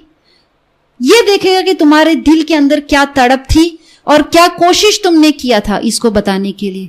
اللہ تعالیٰ بولنے سے زیادہ عمل کرنے والا بنائے. اس سورے کی ہر آیت پہ اور قرآن کی ہر آیت پہ کیا ہے, عمل کرنے کی توفیق عطا کرے. وآخر دعوانا ان الحمدللہ رب العالمین. الحمدللہ. آیت نمبر 284 سے 286 کی تفسیر مکمل ہوئی. تو بڑھتے ہیں ورڈ انالیسس کی طرف. جی الحمدللہ, اللہ سبحانہ تعالیٰ کا بہت بڑا فضل و کرم ہے کہ جو ہے آج جو ہے سورۃ البقرہ مکمل ہو رہی ہے, اور اللہ سبحانہ تعالیٰ ہم سب کو اس کو اچھی طرح سمجھنے اور اس پر عمل کرنے کی توفیق عطا فرمائے. اسی کی اس دعا کے ساتھ جو ہے شروع کرتے ہیں. آیت نمبر 284 دیکھتے ہیں. للہ, اللہ کے لیے, ما فی السماواتی, جو کچھ آسمانوں میں ہے, جو آسمانوں میں ہے, و ما فی الارض, اور جو زمین میں ہے, و ان تبدو, و ان, اور اگر, تبدو, تم ظاہر کرو, ما فی, جو, دیکھیں ما یعنی جو, فی انفسکم, تمہارے دل میں ہے, او یا تخفوہ, تم اسے چھپاؤ, یحاسبکم, تمہارے حساب لے گا, بہلا, اللہ اس کا, ٹھیک ہے, یعنی اللہ تم سے اس کا حساب لے گا. فیغفرو, پھر بخش دے گا, لمن, جس کو, یشاء, وہ چاہے, ویعذب, وہ عذاب دے گا, من یشاء, جس کو وہ چاہے. واللہ, اور اللہ سبحانہ وتعالی, علی کل شیء قدیر, ہر چیز پر قدرت رکھنے والا ہے. سبحان اللہ. 285 دیکھتے ہیں. آمنا, ایمان لائے, الرسول, رسول, ٹھیک ہے, یہاں پہ لکھا ہے مان لیا, تو وہ بھی سیم ہی ہوا, مان لینا, ایمان لانا, ٹھیک ہے نا. تو آمنا, مان لیا یا ایمان لائے, الرسول, رسول. کون سے رسول کی بات ہو رہی ہے میری بہنوں یہاں پر؟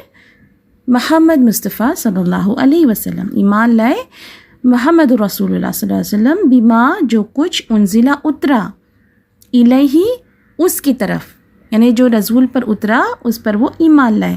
اچھا, انزلہ میں آپ کیا شامل ہے میری بہنوں؟ اس میں ہے کتاب یعنی قرآن, اور سنت بھی, ٹھیک ہے نا. دونوں بھی چیزیں ان پر نازل ہوئی ہے, اتری ہیں, ٹھیک ہے, کتاب اور سنت دونوں.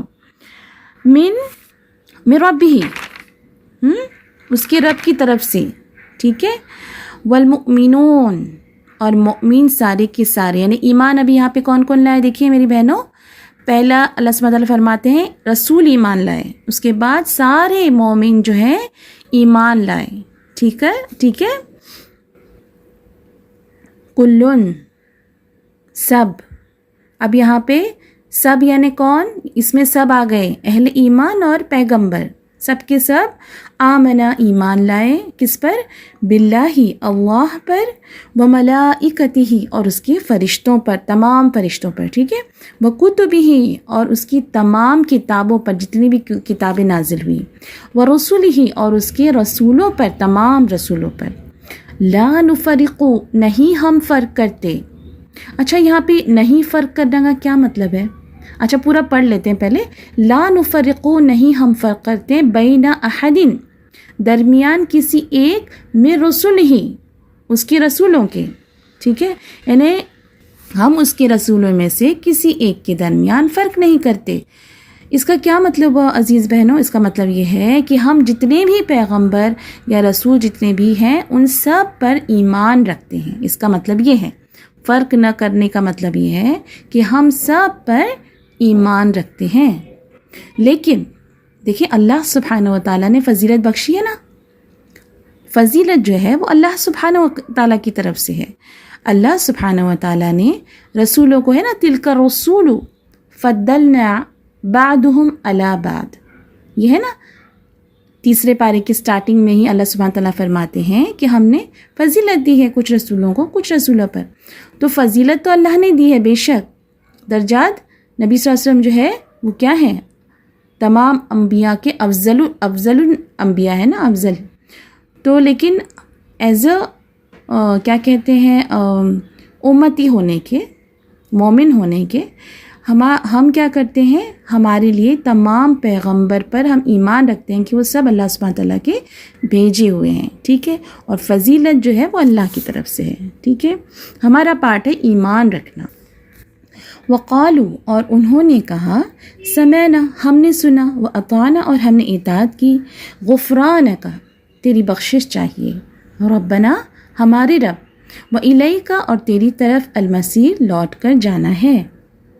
جی اب دیکھیں یہاں پر ایک بات میں کہتے چلوں کہ غفران کا ہے، تیری بخشش چاہیے نا، اس کے پہلے جو ہے ایک فعل ہے، جو ورب کا جو ورڈ ہے وہ حذف ہو گیا ہے یہاں پر. وہ یا تو ہوتا نطلبو کہ ہم بخشش چاہتے ہیں تجھ سے نا، یا پھر نوریدو، ہم چاہتے ہیں تیری بخشش، غفرانک، نوریدو، ہم چاہتے ہیں، غفرانک، تیری بخشش. لیکن وہ حذف کر دیے، یہاں پر وہ ورڈ استعمال نہیں ہوا ہے. اس کا ڈفرینس اس طرح سمجھا سکتے ہیں میری بہنوں کہ اگر کوئی کہتا ہے کہ مجھے پانی چاہیے اور کہتا ہے پانی پانی پانی، تو مجھے بتائیں کہ شدت کس میں ہے، کس چیز میں آپ کو طلب محسوس ہوتی ہے؟ پانی پانی جو بار بار پکار رہا ہے اس میں، رائٹ ہے نا. تو یہ ہے، دیکھیں ایک حکمت ہے یہاں پر کہ یہ آپ نوٹ ڈاؤن کر لیں کہ طویل باتیں جو ہے نا اپنا ہمیشہ، جو لمبی باتیں ہوتے ہیں وہ اثر کھو دیتی ہیں. ہمیشہ بات کیسی کرنی چاہیے، اور مختصر بات ہمیشہ زیادہ وزن رکھتی ہے. کہ ایسے ہم لوگ قرآن کے بھی اسٹوڈنٹ ہیں، تو ہم جو ہیں جب کسی کو سمجھانا چاہتے ہیں کوئی چیز تو بہت طول پکڑ لیتے ہیں. پوائنٹ ٹو پوائنٹ ہم جتنا بات کریں گے، جتنا کم ہم بات کریں گے، اس کا اثر زیادہ ہوگا. ہم اپنے گھروں میں ہی دیکھ لیں کہ جو مائیں اپنے بچوں کو دن رات نیگنگ کرتی ہیں، یہ کرو وہ کرو کرو، ان کے بچے جو ہے کم سنتے ہیں. اور جو مختصر سی بات کرتی ہیں، موقع دیتی ہیں انہیں خود کام کرنے کا، اور چھوٹی سی بات میں ایکسپلینیشن کر دیتی ہیں، تو ان کے بچے زیادہ سنتے ہیں. تو ڈے ٹو ڈے لائف میں بھی ہمیں اس بات کا خیال رکھنا چاہیے کہ ہم باتیں مختصر کریں، جامع کلمات کا استعمال کریں. ٹھیک ہے، اللہ سبحانہ و تعالیٰ یہ حکمت جو ہے ہم سب کو عطا کریں. آمین یا رب العالمین. دیکھیں غفران کا، تیری بخشش چاہیے، ربنا، اے ہمارے رب، وَإِلَيْكَ الْمَصِيرُ، اور تیری طرف لوٹ کر جانا ہے. آیت نمبر 286 دیکھتے ہیں. لا یکلف، نہیں تکلیف دیتا، اللہ سبحانہ و تعالیٰ، نفساً، کسی نفس کو، کسی کو یا کسی نفس کو، ٹھیک ہے، الا، مگر، وسعہا، اس کی گنجائش کے مطابق. کیا مطلب ہے اس کا؟ کہ اللہ کسی کو تکلیف نہیں دیتا مگر اس کی گنجائش کے مطابق. یعنی ہر ایک کا جو ٹیسٹ ہو رہا ہے وہ اس کی کیپیبلٹی، اس کی استطاعت، how much he is able. تو اس میں کیا کیا آتا ہے استطاعت میں؟ علم، فہم، حفظ، طاقت، عقل، مال، وقت، زندگی. یہ ہر ایک کی ڈفرینٹ ہے نا میری بہنوں. تو جس کے اندر جیسا استطاعت ہے، جیسی کیپیبلٹیز ہیں، اس حساب سے ہی اس کا امتحان ہوتا ہے. اس کے اوپر جو بھی ذمہ داری ڈالی جاتی ہے، ہر انسان کو دیکھ کر اس کی جو ہے کام لیا جاتا ہے. اس کے اوپر جو بھی ذمہ داری ہوتی ہے، جو بھی ہوتا ہے. آئی ہوپ آپ سب سمجھ رہے ہیں. تو لہا، اس کے لیے، ما کسبت، جو اس نے کمایا. یہاں پہ کسب یعنی کوشش کے معنی میں ہے نا، کہ جو انسان کوشش کرتا ہے، جو کماتا ہے، وہ اس کے لیے اتنا ہے. ٹھیک ہے. وہ علیہا، اور اس پر، یعنی اس کے اوپر جو ذمہ داری ہے، مکتسبت، جو اس نے کمایا. یعنی لہا، اس کے لیے جو اس نے لہا ما کسبت، اس کے لیے جو اس نے کمایا، وہ علیہا، اور اس پر جو ہے مکتسبت، جو اس نے کمایا. ٹھیک ہے. ربنا، اے ہمارے رب، لا تؤاخذنا، تو نہ پکڑ ہمیں، نہ ماخذہ کر ہمارا، ان نسینا، اگر ہم بھول جائیں. نسینا میں روٹ کیا ہے؟ نون سین یا، نسیہ، او یا اخطأنا ہم چوکیں، ربنا اے ہمارے رب، ولا تحمل اور نہ ڈال، علینا ہم پر، اسرن کوئی بوجھ. ٹھیک ہے، یہاں پہ جو اسرن ہے بوجھ، اس کے ساتھ اس کی اور بھی میننگز ہے، جیسے ذمہ داری، کوئی عہد، کوئی اقرار، یہ سب اس میں آتا ہے. کما جیسے حملتہ تو نے ڈالا، علی الذین ان لوگوں پر جو من قبلنا ہم سے پہلے تھے، علی الذین لوگوں پر یا ہم سے پہلے لوگوں پر. ٹھیک ہے نا، یہ میں نے ساتھ میں ہی کر رہی ہوں، علی الذین من قبلنا. ٹھیک ہے، ان لوگوں پر جو ہم سے پہلے تھے یا جو ہم سے پہلے لوگوں پر. ٹھیک ہے، ربنا اے ہمارے رب، ولا تحملنا اور نہ ہم سے اٹھوا، ما جو لا طاقت نہیں طاقت لنا ہم کو، بھی اس کی، واعفو اور درگزر کر تو، عنا ہم سے، واغفر لنا اور بخش دے ہمیں، ورحمنا اور ہم پر رحم کر، انت تو، مولانا ہمارا آقا ہے، فانصرنا پس مدد کر ہماری، علی القوم الکافرین کافروں کی قوم پر. سبحان اللہ، آپ نے تفسیر میں سن ہی لیا ہوگا کہ یہ جو آیتیں 85 اور 86 ہیں وہ ان کی بہت بڑی فضیلت ہے. جب ہم اس کو رات کو پڑھ کے سوتے ہیں تو اللہ سبحانہ تعالیٰ جو ہے فرشتے مقرر کر دیتے ہیں ہماری حفاظت کے لیے. سبحان اللہ، تو یہ یاد کر لیں، بہت ہی خوبصورت آیتیں ہیں، اور یہ ہم نماز میں بھی جو ہے سورۃ الفاتحہ وغیرہ کے بعد جو بھی ہم پڑھتے ہیں، اگر ہمیں یاد ہو جائے تو یہ ہم اکثر اس کے بعد بھی پڑھ سکتے ہیں. ٹھیک ہے نا، بہت ہی خوبصورت آیتیں ہیں اور بہت ہی اچھی ہیں. مطلب اس کو یاد کر لیجئے آپ لوگ نا، کہ اس کی بہت اچھی تفسیر ہے، آپ لوگوں نے پتہ ہی چل گیا ہوگا آپ سب کو. تو سبحان اللہ، جو ہے آج ہمارا ایک سفر جو ہے سورۃ البقرہ کا اللہ سبحانہ تعالیٰ کے فضل و کرم سے مکمل ہوا. جی بڑھتے ہیں انڈیویجول میننگز کی طرف، اور پیج ہے 92 اور ورڈ ہے 79.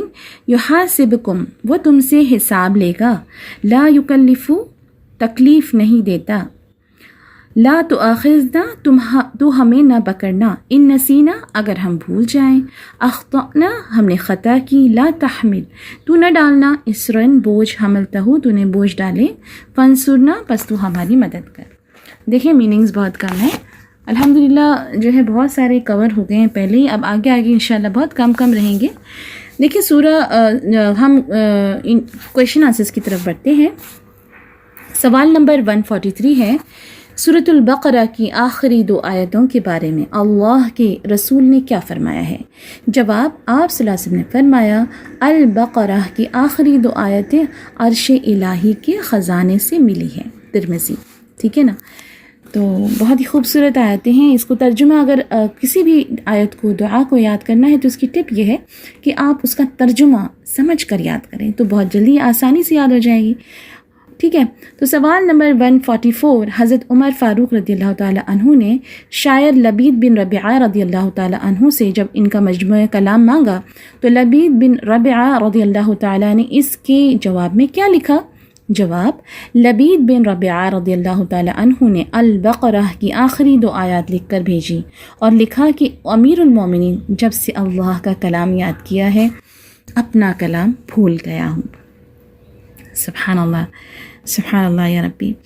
کویشچن نمبر 145 دیکھتے ہیں. البقرہ کی آخری آیت میں اللہ ایمان لانے والوں سے فرماتا ہے کہ تم اس طرح دعا کیا کرو. اس دعا کا ترجمہ لکھیں. جواب، اے ہمارے رب، ہم سے بھول چک میں جو قصور ہو جائیں ان پر گرفت نہ کر، مالک ہم پر وہ بوجھ نہ ڈال جو تو نے ہم سے پہلے لوگوں پر ڈالے تھے.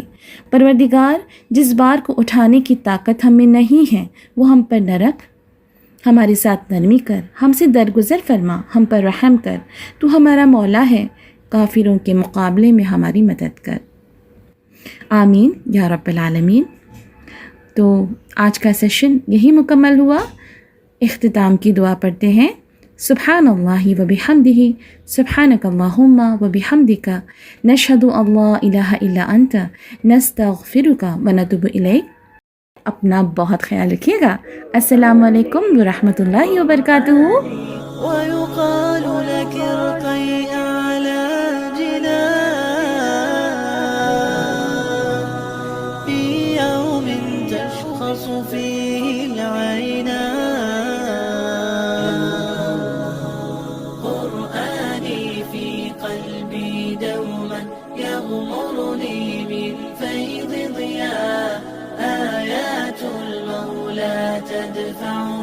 تدفعني نحو العليا، والكون الواسع في صدري أحضنه أرضا وسماء.